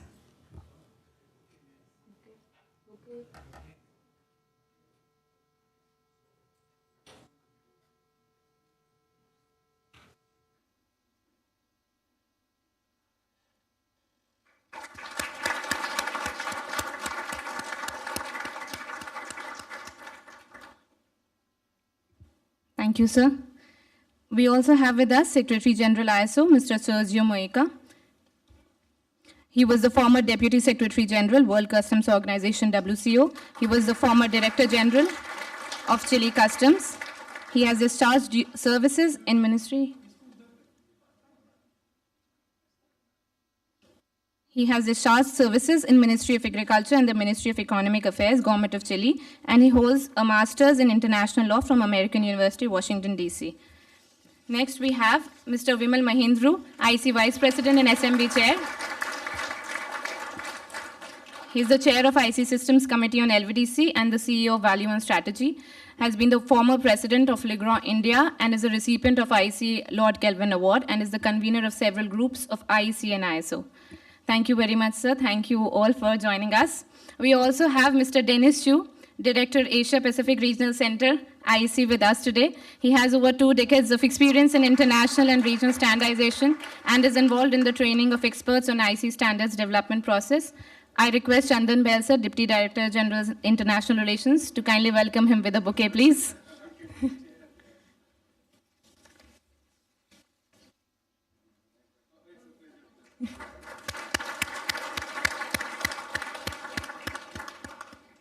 Thank you, sir.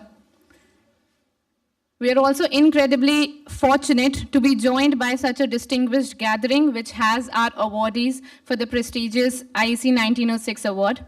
The IEC 1906 Award recognizes exceptional current achievements of experts. This award is granted in recognition of exceptional recent individual achievements, a project or other specific contribution which helped advance IEC activities in a significant way. This award is destined for active experts of TCs and SCs in IC conformity assessment systems. I would request the dignitaries on the dais to kindly felicitate our experts with the 1906 award. May I request DG sir to present the 1906 award to our first awardee for the evening, Mr. Biswajit Bandhu Mukherjee. May I request Mr. Philippe Metzger to present the first award, please, to Mr. Biswajit Bandhu Mukherjee. This award is in recognition for his exceptional contribution as a convener of IEC TC 115WG12, a life extension of HPDC converter stations. His extensive experience and adeptness in fostering consensus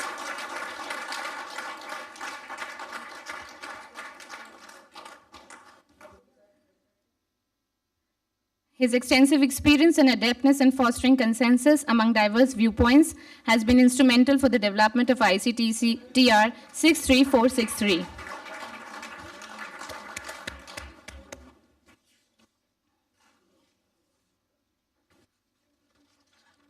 Thank you, sir. May I request Mr. Sergio Muica, Secretary General ISO, to present the next award, please, to Mr. Anand Kumar from TCS for his exceptional contribution under ISO IC JTC 1. This award is in recognition for his application of extensive knowledge and expertise in systems architecture, resulting in essential contributions and his lead role in the development of Edition 2 of ISO IC IEEE 42010, published in 2022.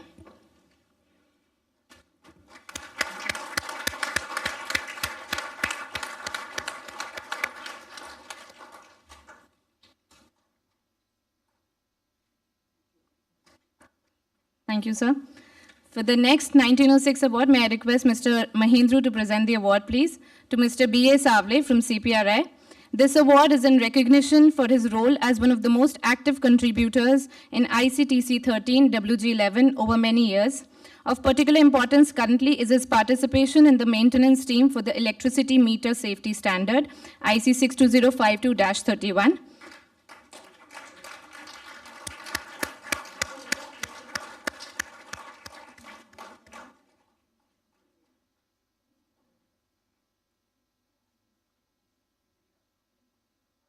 Thank you, sir.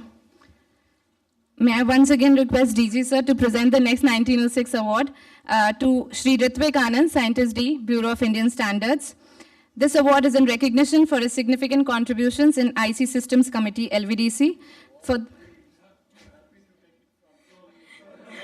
May I request Mr. Metzger, please?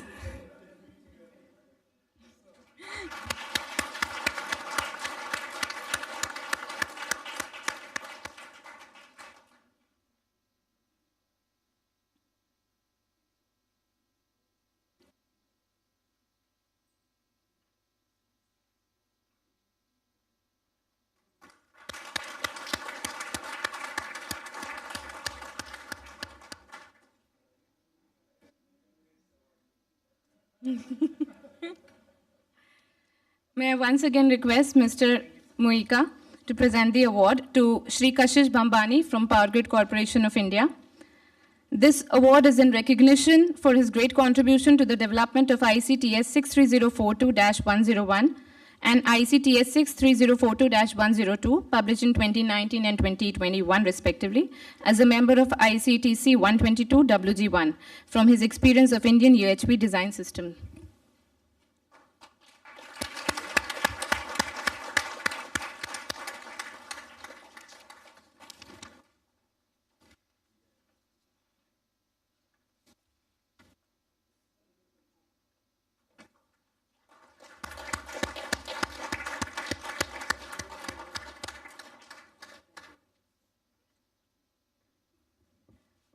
We also have two more awards. Those people were not able to join us, our experts. Unfortunately, they are busy in meetings outside. So for the award for Mr. Chandrakant, I request Mr. B.B. Mukherjee to kindly receive the award. I request Mr. Mahindru to kindly present the award to him. This award is being conferred on Mr. Chandrakant for his exceptional contribution to ICTC 122, UHV AC transmission systems.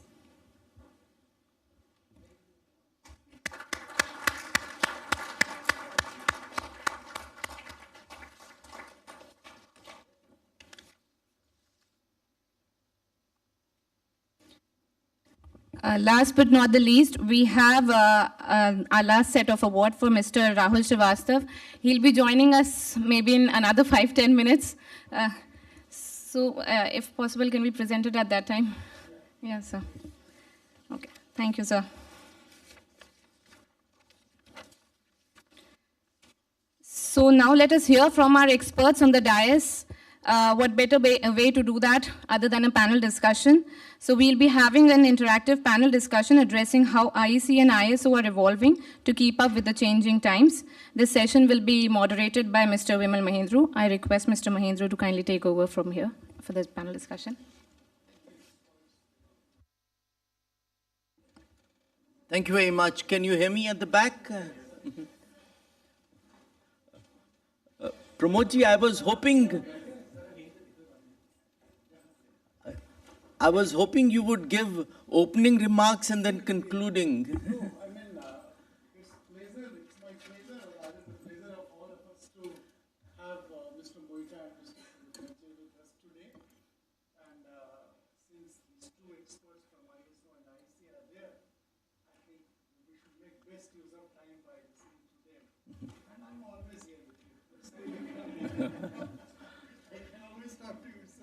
Thank you. Thank you, Pramodji. I'll anyway come back to you for concluding remarks then. So thank you very much, Dosto. First of all, to everyone, a very happy World Standards Day. It's a unique day where we all celebrate this day. And for us, especially on the dais, it's a unique day because it's a celebration of all that the organizations exist for. And for me personally, it's very heartening because to have these gentlemen with me in India here in New Delhi in BIS, I think that's very special. So thank you for taking the time to be with us here today. This is going to be rapid fire. I have a long list of questions, so I'm going to be grilling these gentlemen in a good way, I hope.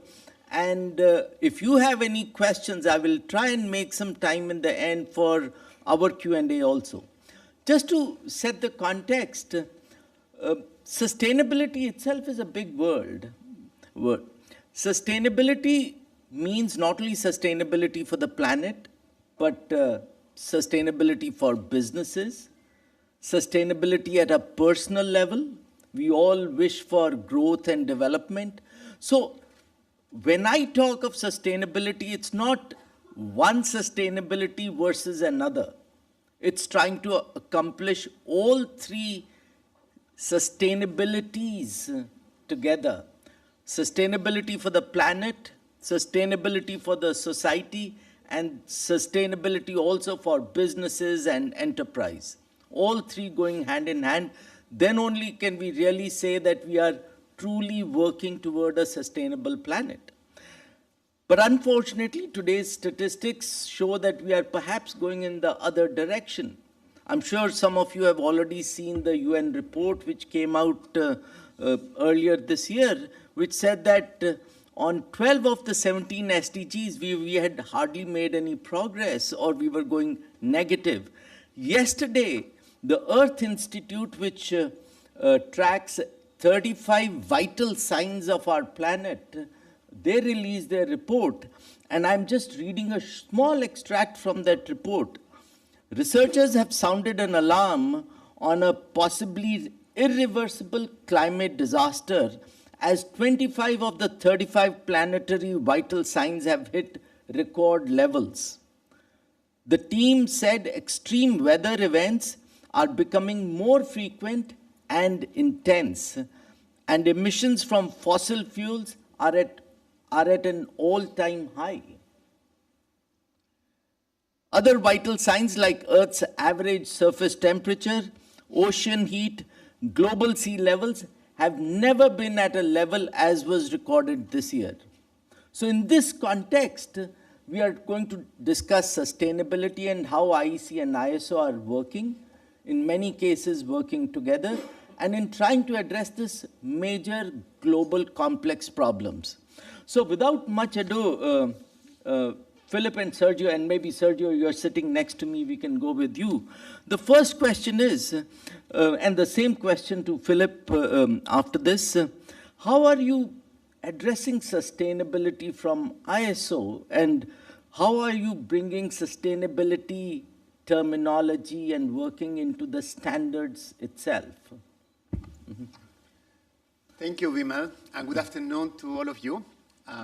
Let me start by wishing all of you a happy World Standards Day. Today we celebrate, that's what we're doing, and thank you so much for inviting me to celebrate with you.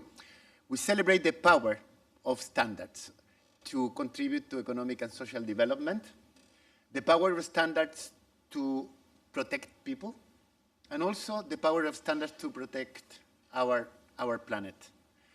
And it's really a privilege for me to to celebrate it with you and with IEC, because we work very closely together. And I'd like to thank BIS for your significant contribution to the ISO system, both in the governance of the organization. You participate in several governance bodies, as well as in our technical activities, which is our core business. And the secret is that the standards are not written there in my office in Geneva.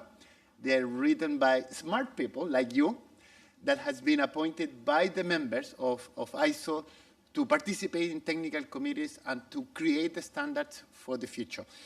And in your case, and this is very remarkable, you participate as a full member of 72% of our technical committees, which really means the level of priority that you give as a country to the standard development process.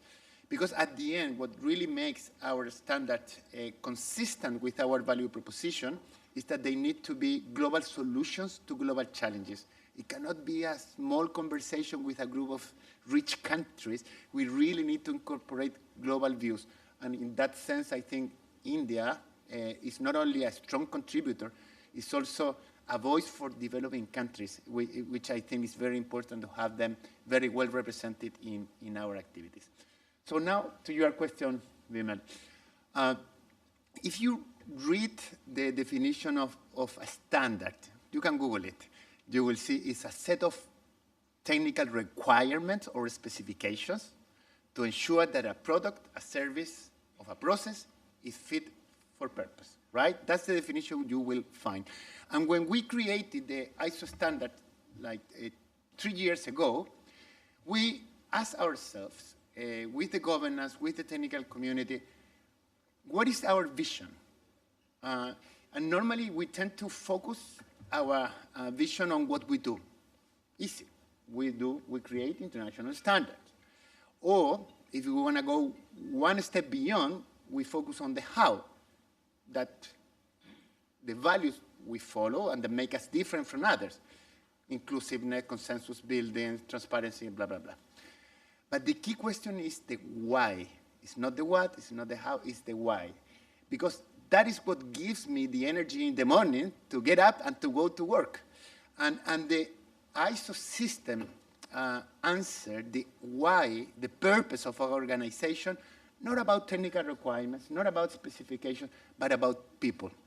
We believe that through a standard, we can make people's life easier, safer, and better. So we had a vision which is human-centric and which is fully aligned with the Sustainable Development Goals. So that's number one. Number two, there is a strong sense of urgency. You, Vimal, shared some of the data which is not positive at all. In that same report, I learned that only 15% of the targets of the SDGs are on track, only 15%, and we have less than 6 years ahead of us. So we need to start working now with a strong sense of urgency. So we have captured this in our strategy at the highest possible level, and we have also included a strategic priority on environmental sustainability. So sustainability can mean many, many things. We're trying to focus on two key pillars. Pillar number one is environmental sustainability, and pillar number two is diversity and inclusivity. And let me expand a little bit, no worries. I will not go into too many details, but to expand a little bit, what we're trying to achieve here. In terms of environmental sustainability, the first thing we need to do is to understand whether our portfolio, which is quite rich, we have 25,000 international standards, is actually responding to global needs. Because we need to find the gaps we have in order to fill those gaps. And we developed 2 years ago, and which we launched in Chairman Cheik, actually, in that COP, standard on net zero. And now we're working on a standard on ESG, just to give you some of the examples of the gaps we had and we need to work on. The second thing is to review our portfolio, because many of our standards were written many years ago where sustainability or climate change was not the priority that is today. And I know we have a lot of experts, but experts, and this is a little secret, they don't like to be told what to do. So how do we convince those experts that they need to revisit their standards in order to incorporate climate science and sustainability considerations. So we are working with them to bring that expertise in the review, the revision of our standards, and we have identified 82 priority standards. And at the same time, we are also reviewing the guide we have for the technical community, so every time they create a new standard, they take climate change considerations into account when developing. I'm looking at Shandam because he's a member of the TMB and he knows everything I'm saying by heart, and he actually is a very good leader of all these initiatives. So that's number one, to incorporate climate science into our core business standard development. The second one is partnership, because this is the topic where we cannot work in isolation. And there is so much we're doing together with the IEC. We have some joint technical committees we're working on, plus many other activities that we coordinate. We have this shared vision. It is in the topic of the World Standard Day, shared vision for a better world. We share that vision. And I'm very proud also to highlight the collaboration we reached with the UNDP, the United Nations Development Program. It's very important because for the very first time we will have a dual logo standard, ISO and UN, on SDGs. And we just launched that collaboration a few weeks ago in the ISO annual meeting. The third key element here is capacity building, because if we want to be successful in reaching our goals related to the SDGs, we need to mobilize the whole community, not only a small group of countries, and that's one we are implementing now a program which is called Standard for Sustainability, with a very strong participation from developing countries. So that is a nutshell what we do in sustainability and environmental priority. And the second pillar is on diversity and inclusivity. Back to the value proposition. Our standards are not only a technical piece, it also represents an inclusive process where everybody has a voice. So we have the action plan for developing countries, where we are very active in providing that possibility of developing countries to have a voice in our standard development process. And we have also acquired data about the gender participation in our technical committees. The truth is that what we have found is not great, to be honest. I mean, there is only 25% of women participation in our technical committees as experts. And we know that we're going to have more power, a much more holistic view in our standards. We need to have gender-responsive standards. So there is some homework on our side to improve that. And it's also the participation of youth. The IEC has been very active. They have very successful program for young professionals. I know that here in India, you also have one very successful program. We need to learn from those experiences and to bring that with much more strength to the ISO system. Thank you.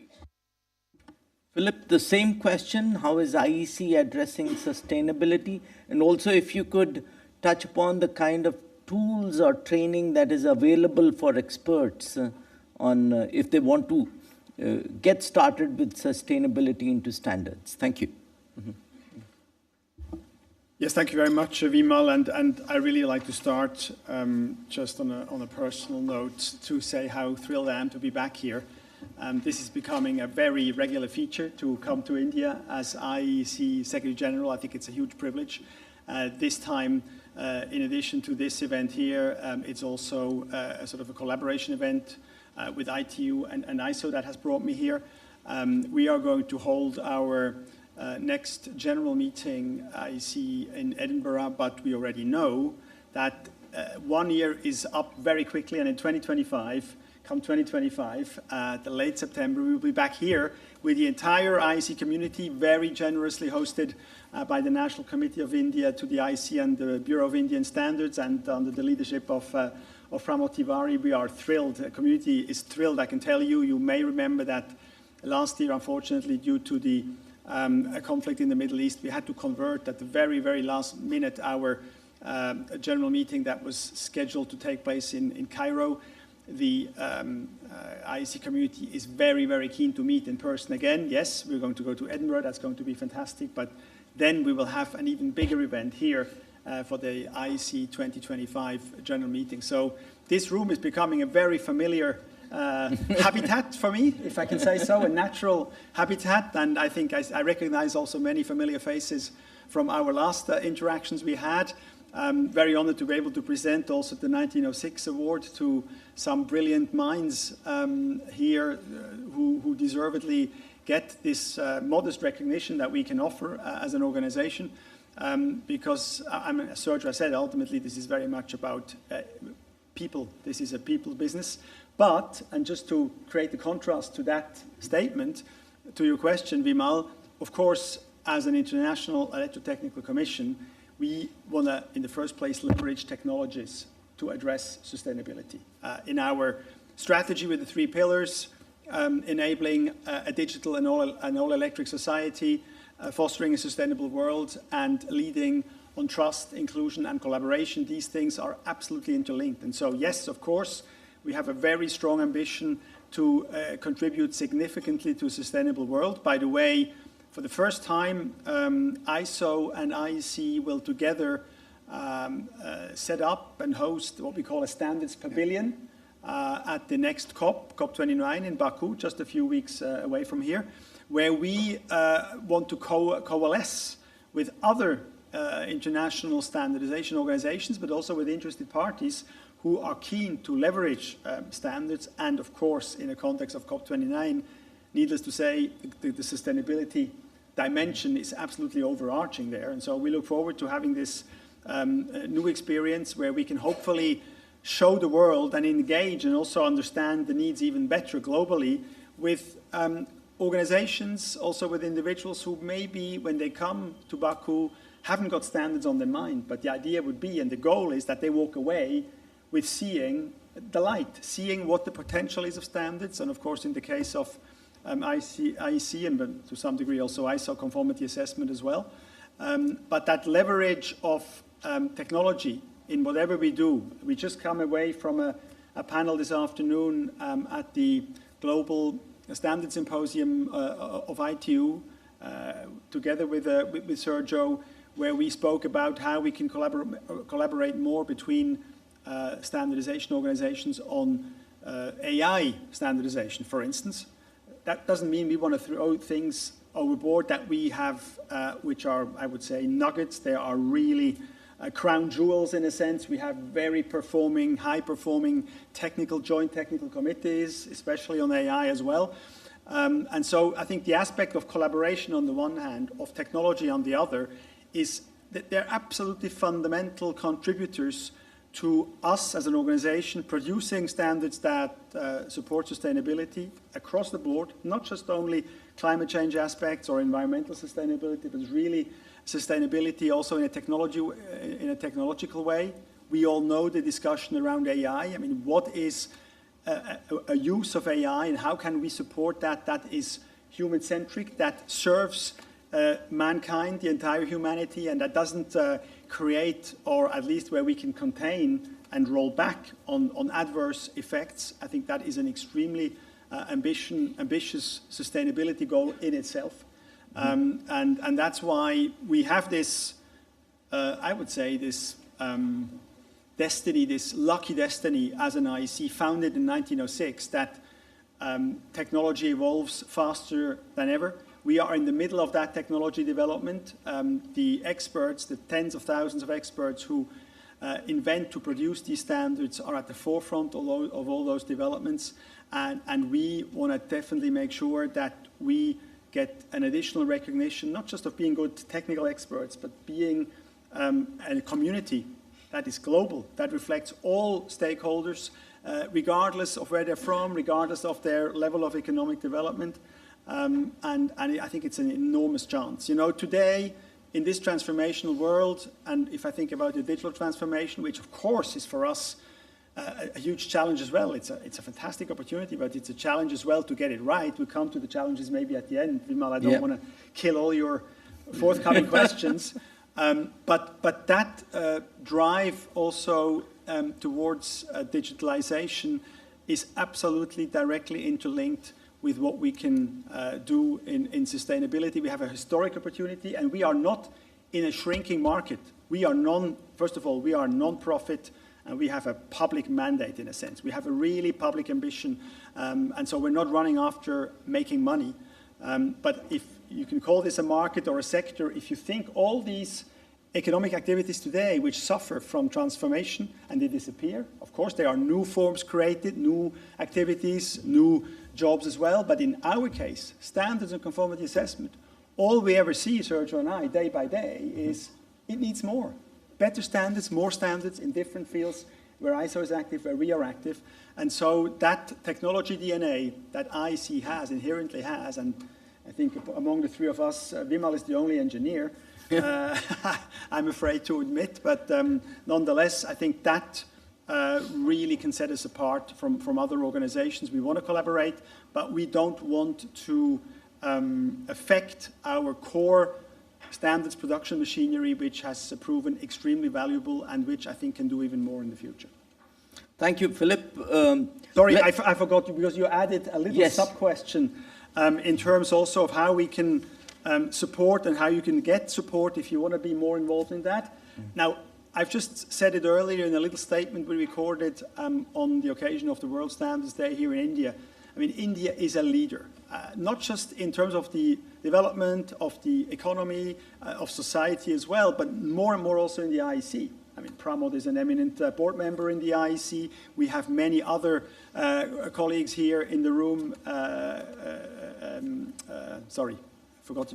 Rajiv. Rajiv, just name escaped me, and we know Shendan very well. So we have a lot of leading individuals who represent India, its institutions, the Bureau of Indian Standards and the National Committee in the IEC. And I think that leading role is increasingly visible and recognized. And it's no hazard that we're doing a general meeting here next year. It's no hazard that we come here so often. We had, I think it was the first real member-driven workshop on smart standardization here in India as well. Yes. And so at all fronts, India is becoming really a leading force also in the IEC. And we, in that sense, don't think maybe when we say how can we support a member or a country, India is maybe not the first that comes to mind. But I think there's a lot that India also can do regionally, which you gratefully do. And Dennis Chu, our regional director based in Singapore, is often here, more often here even than I, and works with you to also sort of give new dynamics, new impetus in the region.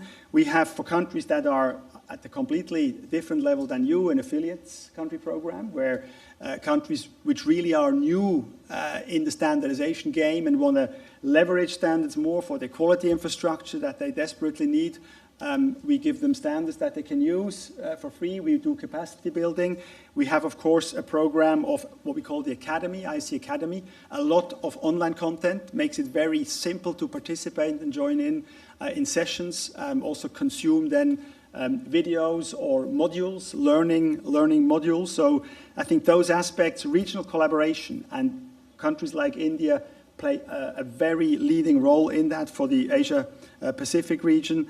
Then training, but also mentorships. We're having a program where individual countries can mentor another country that has a specific interest. That works very well. We have great feedback on that and track record, I would even say.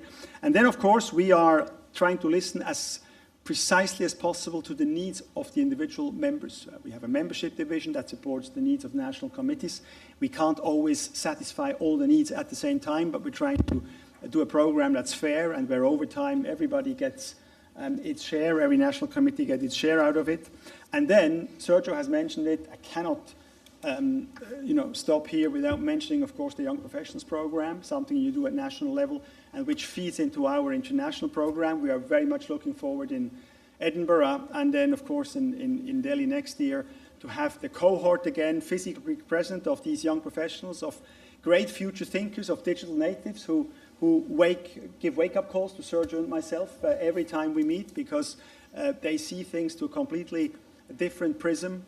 They see technology evolutions that for us are frankly quite far away often. And so I think there are a multitude of avenues where we can support all these developments, and I know we can count on India in playing a leading role in that as well. Thank you, Philip. Before I go to the next question, I have a unique dilemma. Your answers were spot on, and this is really the golden nuggets we need to hear from you. So thank you very much. The dilemma I have is I need to extend this to 3 hours because I have a lot of questions. So either you will have to compress, or I'm going to request Pramod ji to extend the time. So may I be a little more crisp so that we can keep some time for the audience also. The next question was on digital transformation, but this question is in 2 parts.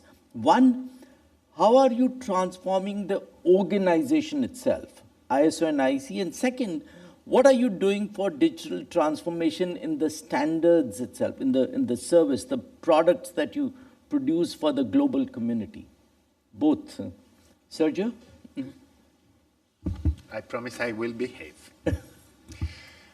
First of all, I think messages are clearly complementary, and if you look at the IC and ISO, there is a small portion where there is a degree of duplication, and that bit we do together, as simple as that. And we have joint technical committees, and that is increasing actually with the second joint technical committee what was created. But everything else, we share values, we share key processes, but we have our areas of expertise, which is complementary. That brings me to your question on digital transformation. I think the first thing we need to do here is to look at ourselves and to see how do we transform ourselves as an organization to be able to respond to the emerging trends and to global challenges. And I think we are in the middle of a very transformational journey. And technology is at the core of that transformation. I have to mention from the whole value chain, if we start with the creation of standards, we have the online standard development, which is another tool which we are creating together. And I think one of the biggest challenges there is change management, because starting on the 1st of January next year, it's going to be the default mode. So all technical committees will be invited to use it as the normal tool to develop standards. So that's number one. The second one is SMART. And we go there not only to the standard creation, but mainly to the experience of the users. Because if you look at an ISO standard, it can be a very thick document, difficult to navigate, difficult to, to identify definition, to identify the role of management, to identify technical requirements. It can be really a tricky experience for standard users. So we want to make their life easier. As simple as that. And that is all about when it comes to SMART. Another project that we're doing together, not in coordination, not in collaboration, with a full co-creation. The last 2 aspects that I want to mention here is iSolutions, which is the way that we enable our members, both in the standard creation, all the elements, key elements of the value chain, they have already standard technology that can be used there, and it also support members in the experience of selling or making our standards available. And the last but not least, definitely, is AI. AI, which was one of the central topics today, gives many, many opportunities and also challenges to the organization. But in the term of opportunity, which is what I want to focus about, is to be more efficient. So how do we incorporate and leverage actually on AI for us to create our standard in a much more efficient manner so we can go to market in a timely manner? That is really essential and affects your work at the technical committees and also our work at the Central Secretariat in Geneva. We all need to take advantage of this opportunity so we can be more effective when responding to global needs. Thank you. Philip, I know a lot of the message is the same. Anything else you want to add? Yes, I think I just to also be honest on what it means. It sounds great to say we're digitally transforming ourselves and everything will be always D and then smart, we will have smart. I mean, it is a hell of a lot of a challenge. Because first of all, the needs of our membership evolve at a different pace. We have, and Vimal, you were just a witness to that. We have some countries currently, to name Sweden as an example, Sweden and Norway, who have very specific ideas and needs that they have already articulated in terms of how they want to look at future standards, digital standards, so that they're really a data file that can be absorbed by machines, can be read by machines, etc. And they are as far as to know or give us clear indications how they would like this also to be offered. I mean, what kind of offering would it become? You mentioned iSolution Surge, or in case of IC, we're thinking about sort of a white label smart product. First cases of really the deliverables that can be sold, that will hopefully produce income for the organization so that it can cover its costs or contribute to that expenditure. And that is a journey. It is an awful lot of work each time. It's very, very complex. It's incredible know-how. And at the same time, we have a broad membership, and I can tell you, there are absolutely most developed countries among our large membership who say, well, for the moment we are doing good sales for our standards with PDFs. And so what we cannot afford as institutions, as established institutions, as leading institutions, where the world expects also stability and continuity, we cannot drop off a cliff. We can't just say, okay, you know what, PDFs, we just stop. We go into a lab now and we're trying to find the smart standard. And for 4, 5, 6 years, nothing. No more sort of standards the way we know them. We cannot afford that. So we are in a process where we have to be present on different avenues. That obviously requires resources. And that resource question is a very intensely debated question every year when we look at the budget. Vimal knows it. He's a member as well of our budgeting process as a vice president. And there, the members really have to find a common ground where they can say, okay, we're ready to invest that amount into digital transformation, but at the overall, if you look at the overall budget, we can't exceed a certain ceiling in terms of money, what we can spend as a national committee, the dues we can pay to the IEC, etc. So there are many interests at stake, and we have to find a common ground through that. You cannot do digital transformation without any means; it just doesn't work. And then, of course, other than the financial aspect, there is the human aspect, because you need to identify what kind of skill gaps you have in an organization. I'm speaking now as a manager of a secretariat that serves the members. And we are conducting just that as we speak, a so-called skill gap analysis, to see where in our teams we need to develop new skills. Sometimes you can do upskilling, sometimes you have to hire people with new skills that you didn't have. We just hired, for instance, in our IT division, a senior specialist who will help us with what we call the digital workplace. So that is that our secretariat colleagues are used to digital environments within which they contribute and support all the work for the online standards development, for SMART and beyond. But at the same time, of course, they still do a lot of work in maybe more traditional veins that they can't just drop. And so that, I think that aspect is extremely important. We have to take people with us. We know that we have hundreds, thousands of experts who are far advanced in this. They are in prospective cells of their organizations. They are already producing prototypes or even bringing products and services to the market which need digital standards. And we have to try and digest that as well as a secretariat so that we can fulfill our role in supporting our members. Thank you, Philip. I think the core message that I'm getting, and I want to re-emphasize here, is that this is a transition. It's a journey of transition from the traditional way of working with standards, which was getting a PDF or even a hard copy and reading through it and then knowing the whole thing and then remembering the clauses and then working with it, to SMART. SMART is about extracting the information that you really need and working with that.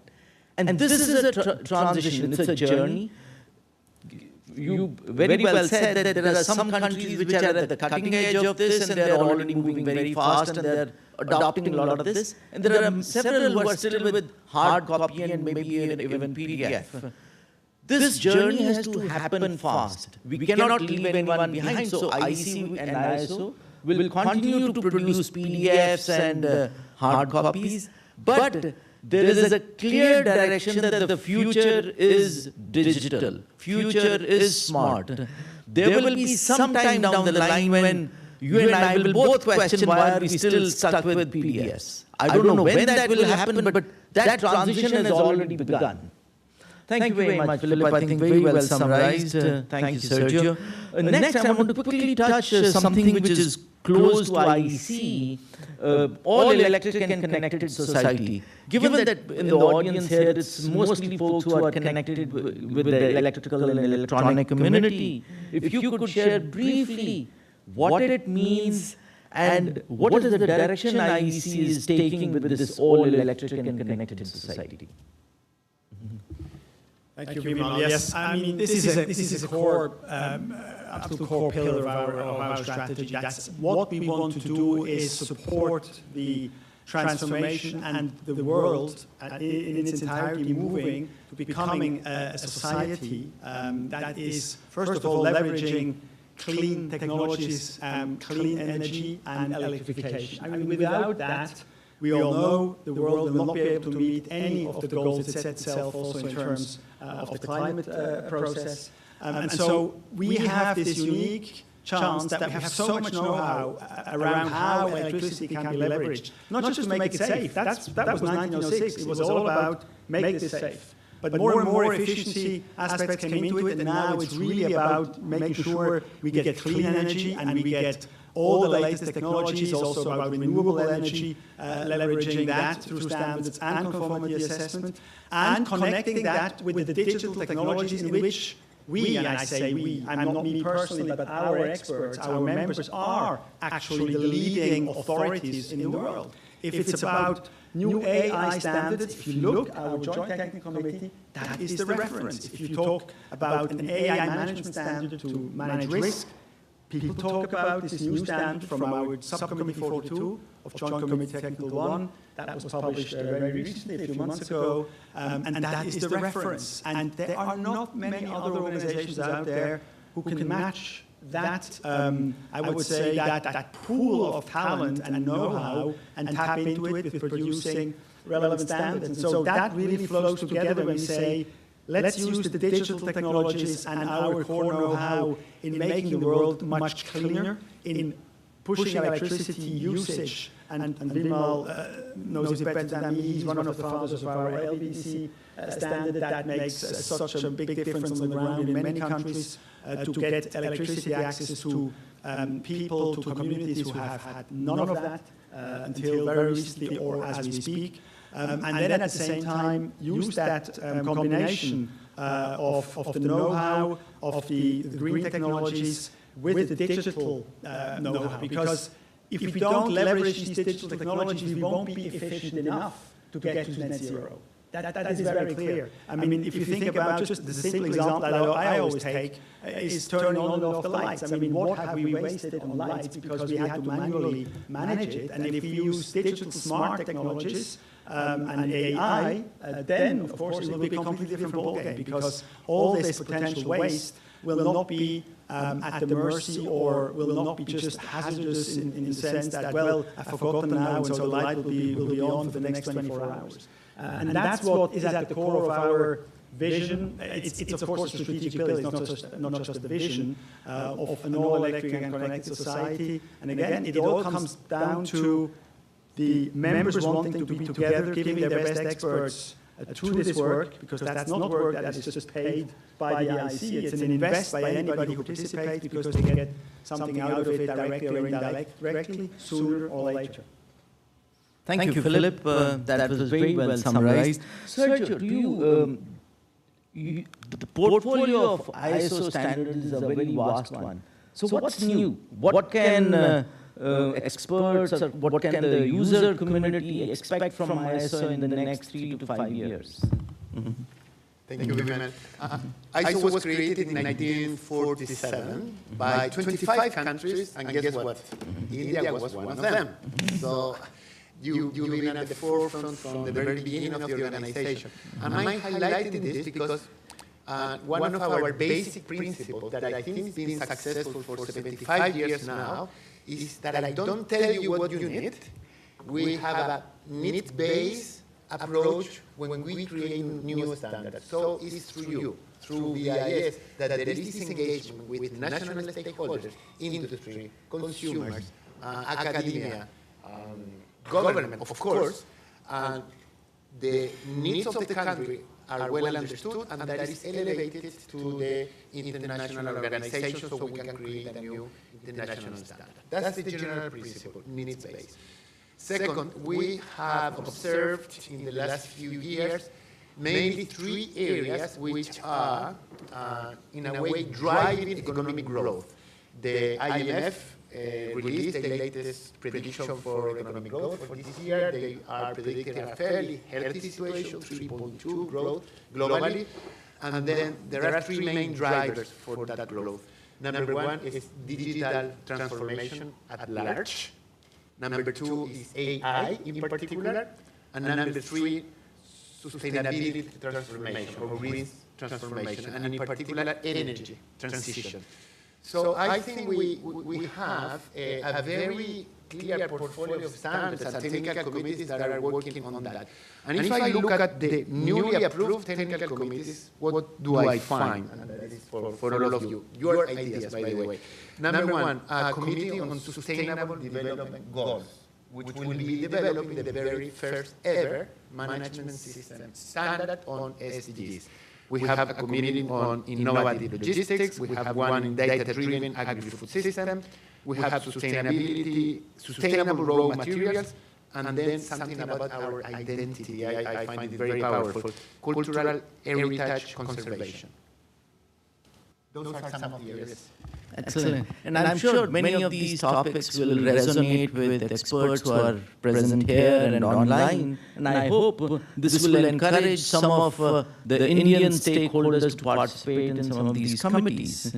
Let me go on, Philip, to you. The next question is on conformity assessment. I know that IC has a big offering in that space. Can you give a brief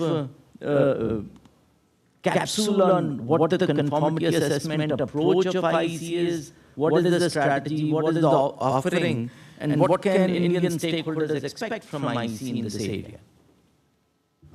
Thank you, Vimal. Yes. So, I mean, you know, we have 4 conformity assessment systems on electrical equipment, on renewable energy, on explosive atmospheres, and now we have made that much more horizontal on quality assurance across the board, not just for electronic materials or equipment as before. And I think those 4 systems, if you take them all together, you can say this is the biggest mutual recognition agreement somehow, because we are running a system that's recognized globally, where certificates can be issued and they're accepted. So one test, one certificate accepted everywhere. That's the motto, that's the underlying philosophy. And I think that has served us very well. What we see now, I think both with smart standardization, digital standards, that CA will become even more important, and the question how it's linked or even embedded into the smart process, because if you have an digital standard, you can somehow assume that you can tie the conformity element to it also digitally, and the whole thing becomes much more integrated. We have maybe in the past suffered a bit, just more in terms of mindset, sort of a bit of a silo effect. The standardizers, the experts who produce the standards, and then the conformity assessment experts, and it was almost like 2 communities within the same organization. I think we have made big progress on that, but I think there is potential for growing even more together in the future, so that both sides feel that they're jointly pulling exactly in the same direction, they're working towards the same goal, because these 2 aspects also converge technologically. And of course, not least with regard to sustainability, I mentioned the renewable energy system. That's a relatively young system, one that is smaller than others at the moment, but it's growing, because the know-how in this space is increasingly demanded for, be that for wind turbines or other renewable energies.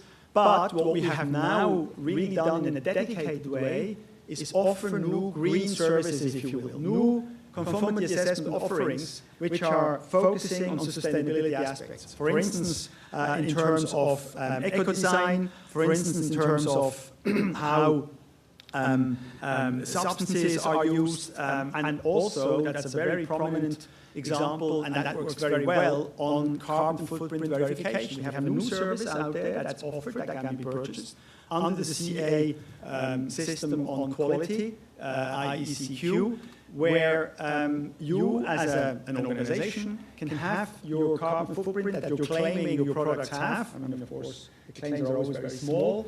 But then there is a service through our CA system that can check that, and that can make a verification and say, well, the carbon footprint is actually measured in the proper way, or there are issues with the methodology, with the registers that are applied, and with the end results that are being communicated to the broader world. And I think that shows that we are capable also within the CA systems to evolve. Yes, we have, in this particular case, I mentioned the resources and finance aspect, have that discussion as well. It's something that we are intensely discussing with different stakeholders, because we think that also for the financial health of the organization, again, non-profit, but we have to pay our costs. We can't just draw on reserves, which we still have in quite abundance, but that will dry out if we don't generate new revenue. I think we have here also an opportunity in terms of CA to use those for the, I would say, the financial sustainability of IEC, so that we can continue our drive for investments and venturing into new fields. Thank you, Philip. Any questions from the audience? Or you can start thinking of the question. Yes, please. Could you just introduce yourself and pose the question? You can remain seated. Devi Mukherjee. Yes, question is that penetration level of the IEC for young professional. That means maybe college students, some doing PhD. If you can see IEEE, they are very, very deep penetration level. But in IEC, sometimes through BIS, we are getting it. Or maybe directly, once you are doing digitalization, then institution, they are having lot of vibrant energy, young professionals. They can access to them, and they will give various input. If I can say, once while we are in the college, very little access to IEC or but once it is. Question is that penetration level to the young professional as far as IEC is concerned. Is it through only national committee or directly also? Yeah, Bima, happy to take that question, because it's a very valid point that you make. Yes, we have a very successful young professionals program, but of course that has a limited capacity. That's sort of the direct channel to the organization, and they have these young professionals who are part of that annual cohort can then meet and also engage with different experts and governance representatives of the IEC. But of course, this only works through national challenge. If at the national level you cannot find and motivate the young professionals to join, then that will be felt at our level as well. And I know that organizations like IEEE, of course, which has, I would say, a slightly different orientation in that the know-how dissemination, if not even selling, is of course a much stronger element in IEEE's value proposition. And so I think we have certain limits there, but we are continuously checking, and we're also seeing that some countries individually at national level have put in place programs at universities or even earlier, which can create a lot of interest and a lot of traction at the level of the young professionals. But I think this is a permanent challenge, so that there's also an openness of minds. I have to tell you, I've seen, and I'm not naming anybody, I'm not saying where it was, when it was. I've been in a meeting of a technical committee that was sort of supposed to showcase to young professionals, what they were doing and how that was working. And when I walked away from that discussion and from what was presented to the young professionals, I had a bit the impression that the message was, well, look at all this, follow this for the next 20 years, and then you will become a good standards expert. And of course, that's not the message we want to give. We want to have the young professionals challenging us from the very beginning, which, by the way, is the reason why what we're doing again this year in Edinburgh, and I'm sure we will do it in Delhi next year as well, to listen to our young professionals at our General Assembly. We have an agenda item on our final day, on the General Assembly, where there are elections, there are budget decisions, etc. So really hardcore business decisions. But we want to have a dialogue with the young professionals. They get the stage, they get the floor, they can challenge us, and we engage in an interaction. And so we are never good enough in this. We have to continuously think about it. We want to continuously leverage also what is possible at the national level. And I think with that we can make progress, but we will certainly never be perfect. Yes, please, Sergio. Yeah, you didn't ask about ISO, but I can answer. First of all, good ideas are to be copied. So I have to give full credit to the good ideas to the IEC about incorporating the voice of young professionals during the General Assembly. We copied that a month ago in our General Assembly in Colombia, and I think was a great success. So thank you for that. Second, if you asked me this question 3 months ago, my answer was the worst possible you can imagine. I don't know. Because the truth is we didn't have the data to tell you what is the level of penetration of young professionals in the standard development system. And we conducted now a data collection, quite an intensive one. I had to fight with all my lawyers, being one of them myself because of data protection issues. But we finally managed to go through, and I have the answer now. We have 40% of our experts are above 55, 30% are between 45 and 55, and 30% are younger than 45. It's not too surprising because we're talking about experts here, but I think where we really need to pay attention is the 8% who are younger than 25, 8% who are younger than 25. And I think in that segment in particular, the initiative like the one that's being led by the IEC on inviting young professionals to play a prominent role in the ISO system, I think is very important. Second, the way we enable our members, how do we provide toolkits or good tools for you to create programs at the national level to include the voice of young professionals like the one you're doing here in India is very, very important, and at large capacity building and awareness raising activities. Thank you. So in the audience, keep thinking of the next question, and let me come back to you. But this time, a very rapid question and a rapid answer. One top thing that you think that developing economies can do from becoming standards takers to standards makers. What is that single thing from your experience, from your interactions, that developing economies can do? We want to write standards, but what is that single thing that works best? I can venture one answer.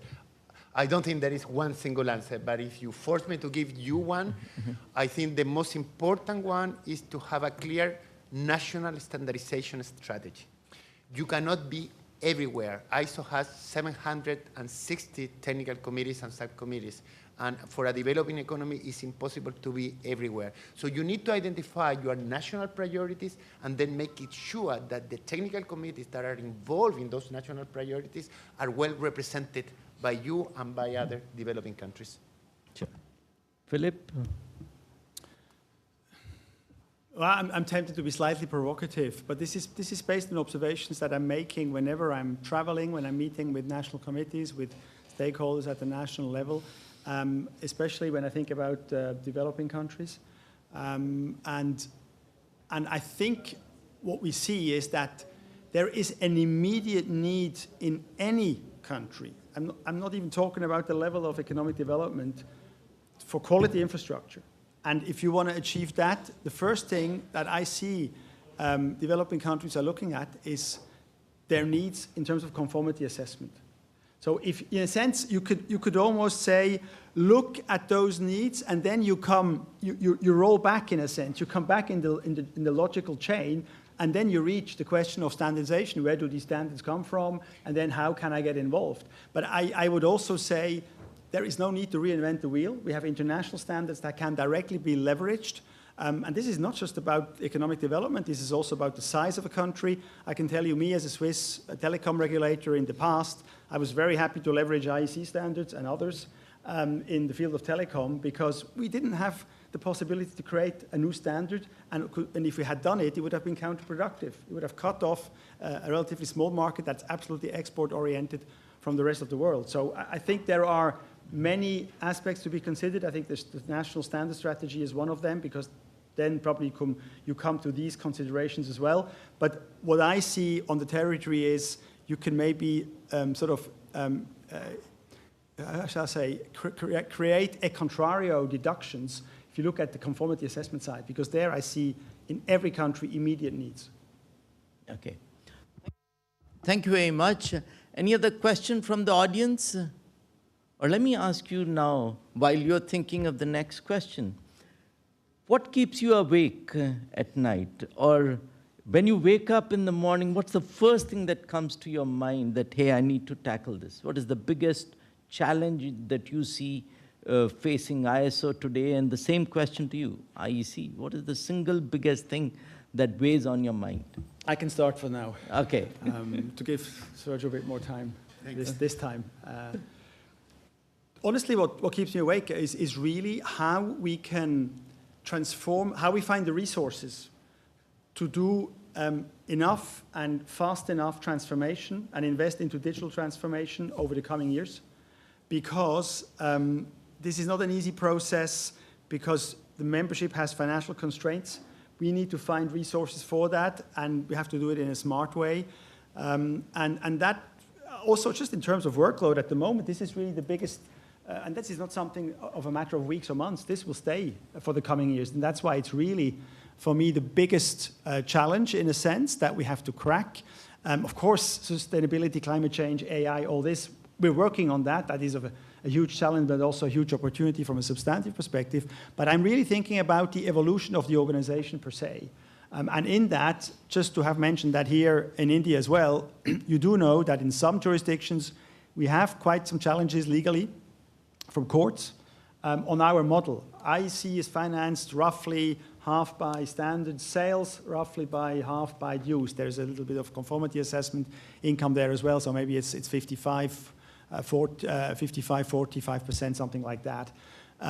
But we are under pressure in terms of our income that we have been used to over the past decades in terms of sales of standards.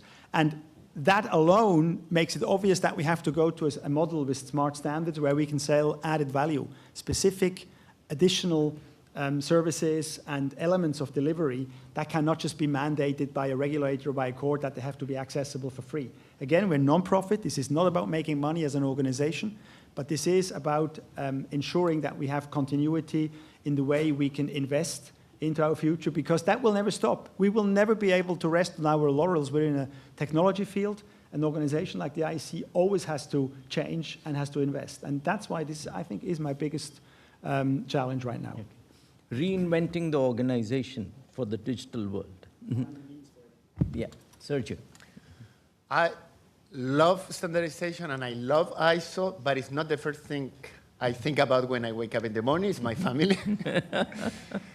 But having said so, there are several challenges, but if I had to rank it, I would say change management goes as number one. Why is that? Because we're really transforming all the value chain of our organization. The way we capture global needs, the way we write our standards, the way we give access to the public in general and to the standard users is really a transformational journey. And this cannot be handled improvising. We need first a change in the behavior, and our community is not very young, so change is not probably our strongest feature. And it's about skill set, as mentioned by Philippe. It's true, we are not necessarily fully prepared for that change, and it's very much about resources as well. So change management would be my number one, and you are at the core of that, because what we need is leadership.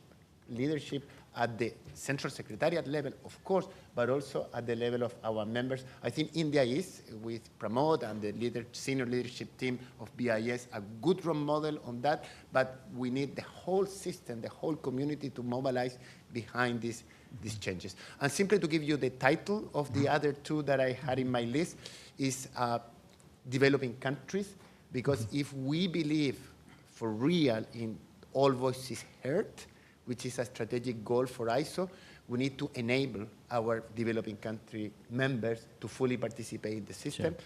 And the third one, in line with Philippe, is the business model of the organization, which is being challenged all around the place, and we need to guarantee financial sustainability of the system to continue doing what we do, providing standards to address global needs.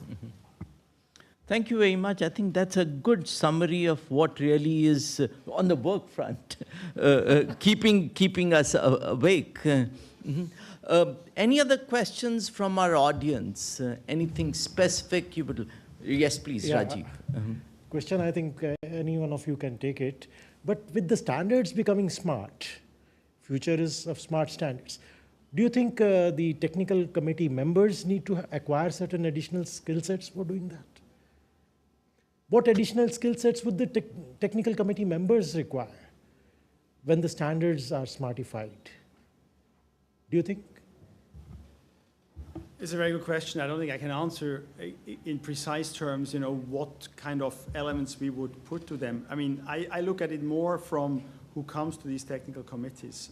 If they are dealing with digital standards development, we will get experts who are actually individuals or coming from organizations, representing organizations that have already advanced on that front.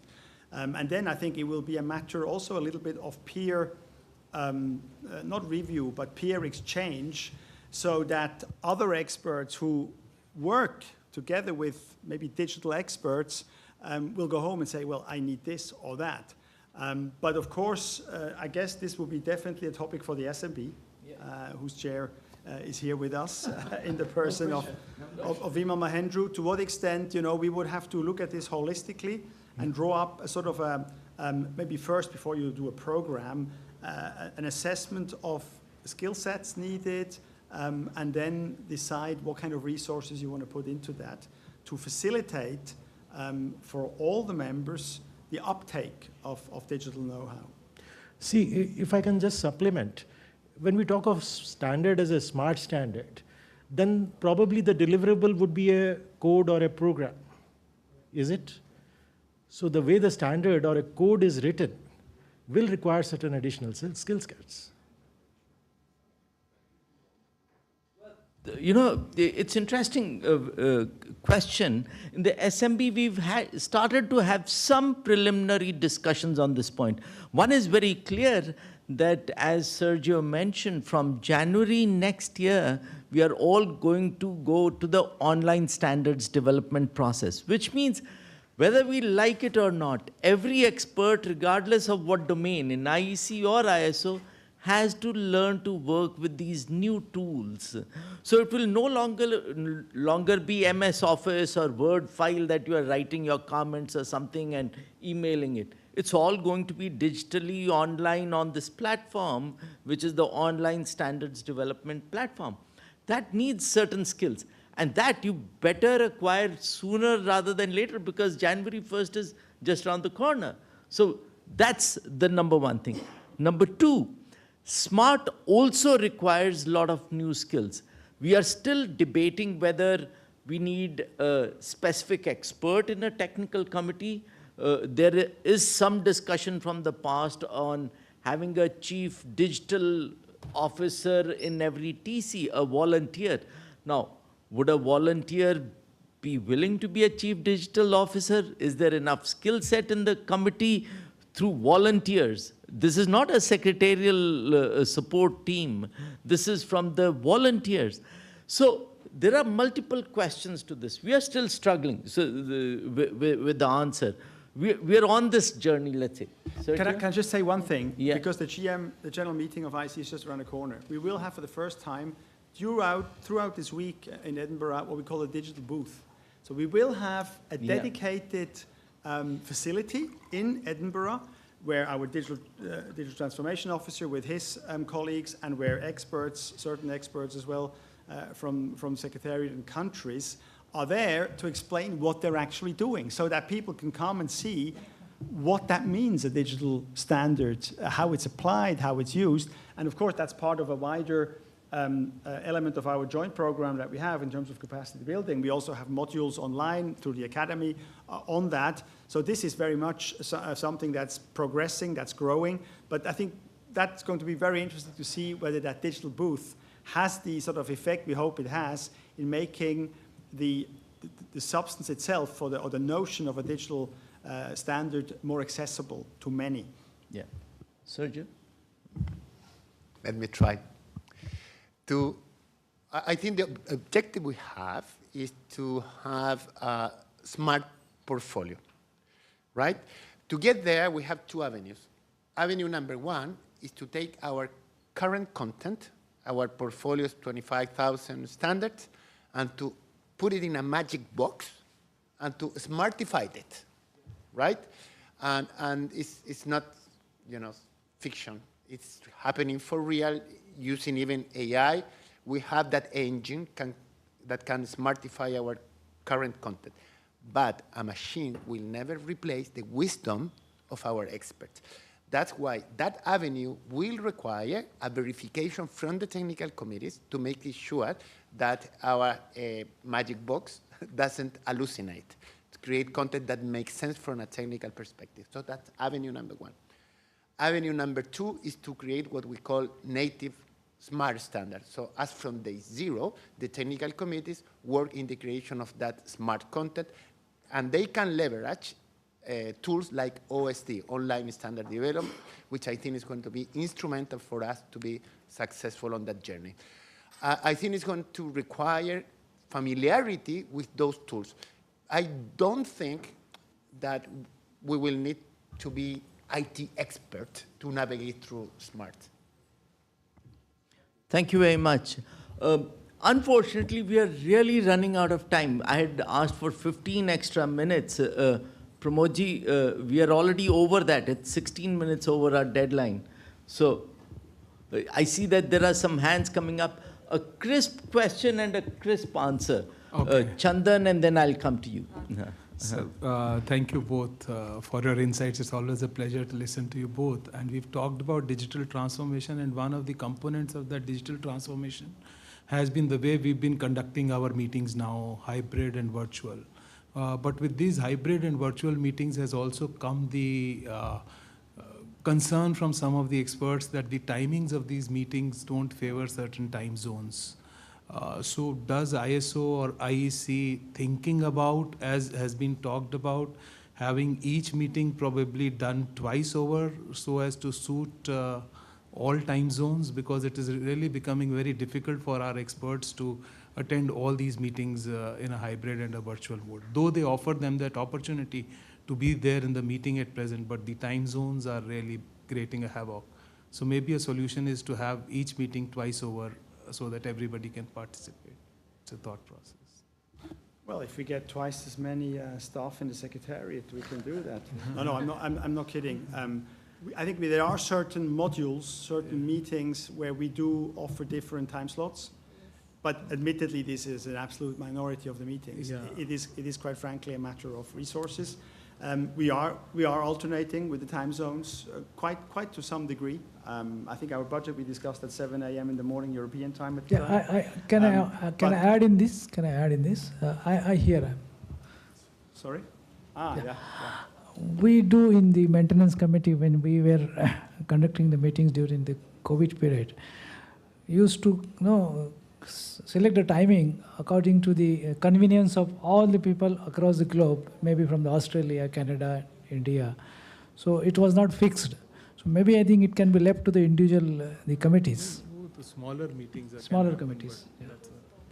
I am part of the joint IEC ISO committee for the new normal, which came out with guidance. And in that guidance, precisely this is left, that from the secretariats or from the boards, it is difficult to give a clear guidance because every committee or a working group has its own constituents, and it's hard to predict in which time zone they are.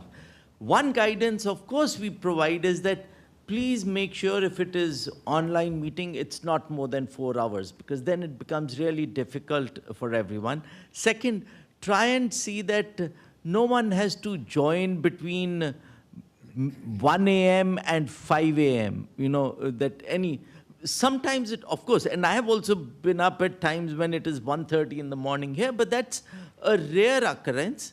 That's the attempt. And we also try that we share the pain across the board. Sometimes we fail, but that's the nature of this kind of global work. No. My request would be to have an analysis of that meeting. We did an analysis at ISO, and many interesting facts came up. So my request would be to once again have that kind of analysis at the IEC level also, and it still favors a certain time zone. So that would be my request. Yeah, I wish there was a magic bullet, but there is no. And we are a global organization. So it comes with the global system that we will have time difference that we're going to have to manage. So I don't believe that there is one solution here. The only thing that needs to be mandatory here is the time difference should be considered. What does it mean in practice? There can be very different solutions depending on the reality and the specific need. Sometimes it could be sharing the pain with alternate time zones.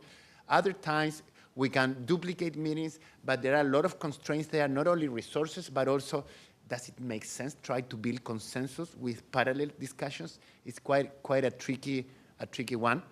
But what I'm trying to explain here, what is indispensable is to consider the time difference and to use the most appropriate tool in your toolbox. One final comment here, I'm going to try to say this word in English, asynchronous.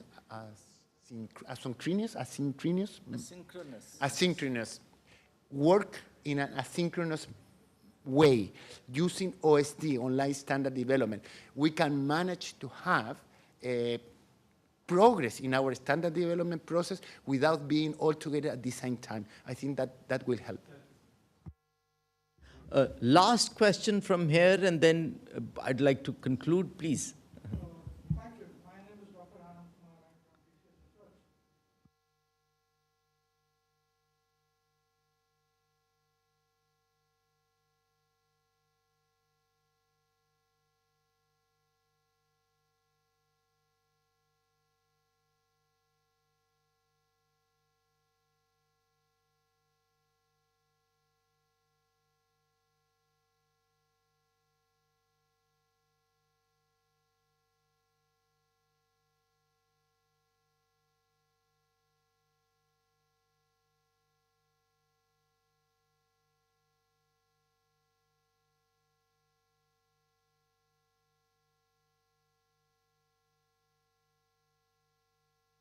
Research. That will be very useful for organizations where we are trying to adopt all these standards.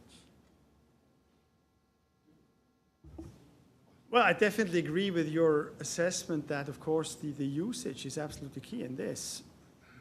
I'm not an expert. I'm not a standardization expert. I'm not participating in any technical committees. Based on my limited knowledge, my impression is those who use it are key drivers of the standardization process in the technical committees. So it may not be the case everywhere, but when it comes to core substance, certainly in electrotechnology, I mean, we used to have something that, if I say it now, Vimal will probably shiver, but IC used to be called the home of industry. And of course, as you've heard today, we moved away from that big time. But the reality is we have a lot of real users who are in these processes of standardization and who inject that directly and shape very much how the standard is being designed. I agree, number one. And second, we have a mandatory requirement for our technical committees to consider multi-stakeholder engagement.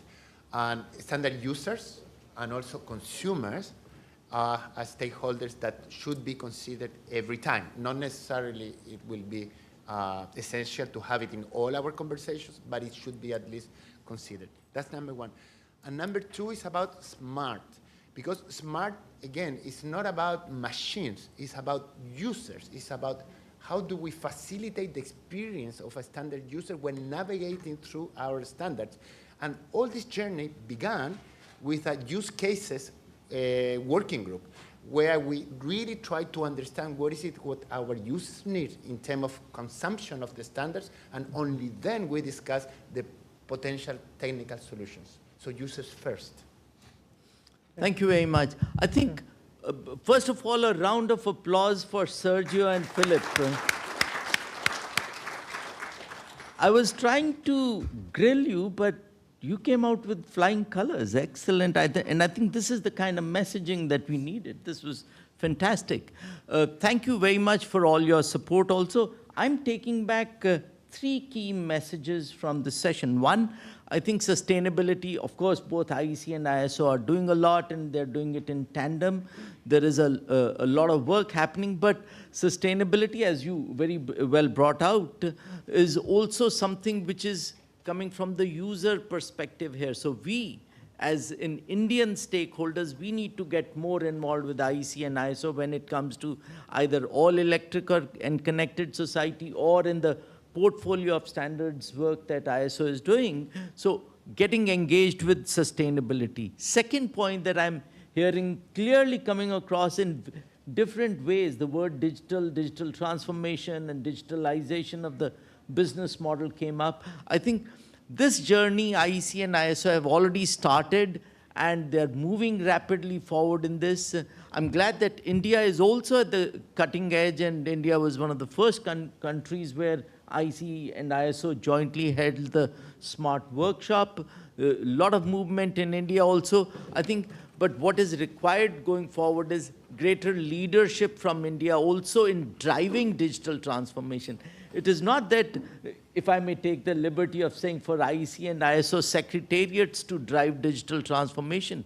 We as members bring in our ideas, bring in our talent and our leadership to benefit the global community. That's where I would like to encourage and even provoke Indian experts to get involved with the digital transformation journey in a bigger way. Last but not the least, when I asked you the work-related challenges, I think it came out from both that while you're looking at change management, but it's also about reinventing the organization, that in the last 75 years in case of ISO and 115 years of IEC, we've never seen the kind of transformative change. Things were fairly stable. Life was a breeze, and it was always, sorry, I don't mean to belittle your life, but now I think things are suddenly changing, and I'm sure every day you're hearing new things coming up, and this is the very nature of digital transformation, and so change management and reinventing ourselves as an organization become critical. Last but not the least, I want to specially plug in something which I'm personally very proud of. In IEC, there is the IEC Academy, which runs webinars. There was a question that was sent to me earlier on how does IEC bring information to the user community. If you go to the IEC website and search for IEC Academy, you will see a banner right on the home page. Click on that, and there are at least about 45 or maybe 50 by now webinars recorded this year alone. They are all available with their presentations, which you can download, you can view. Many of them are related to sustainability also. There is a whole series on UN SDGs. So please use some of those modules. They are really cutting edge with excellent experts coming from all over the world. And I know that some Indian experts have also participated in these IEC Academy webinars. Use that as a tool. With this, thank you very much. Pramodji, any concluding remarks? Thank you very much. Thank you, Sergio, once again. Thank you, Philip.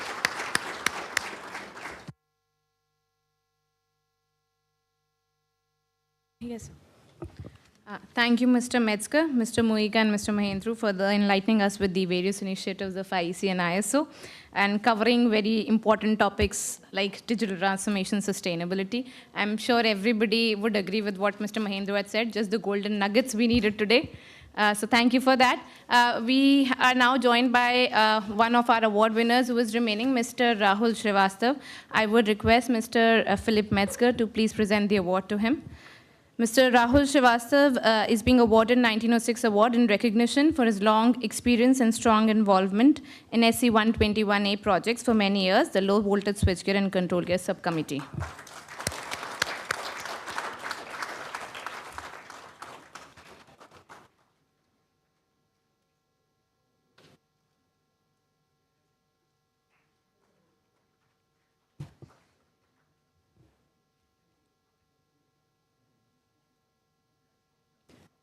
Thank you. We sincerely appreciate the presence of Mr. Metzger, Mr. Moika, and Mr. Mahendru today. And as a token of our gratitude, may I kindly request DG sir to present mementos to the guests here.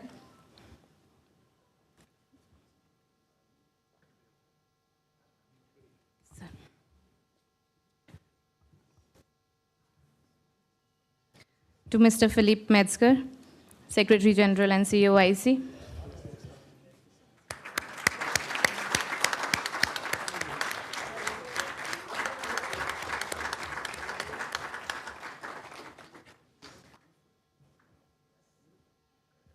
To Mr. Sergio Moica, Secretary General ISO.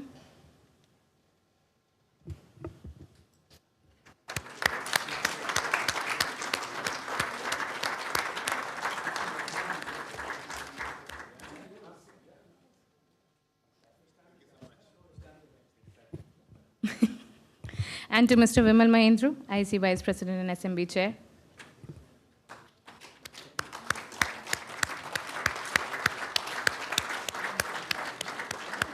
Thank you, sir. With this, we come to the conclusion of today's World Standards Day celebration. I would once again like to extend a special thank you to the dignitaries for taking time out for today's event and for such an enriching panel discussion. I would also like to thank our speakers today who enlightened us with their presentations in the afternoon session. And also thanks to all the participants here for your active involvement in today's brainstorming sessions and for presenting your thoughts in the after lunch session. And many congratulations to all the 1906 award winners. Thank you once again, everyone. With this, we close the event. I would request everyone to please join us for tea in the cafeteria. Thank you.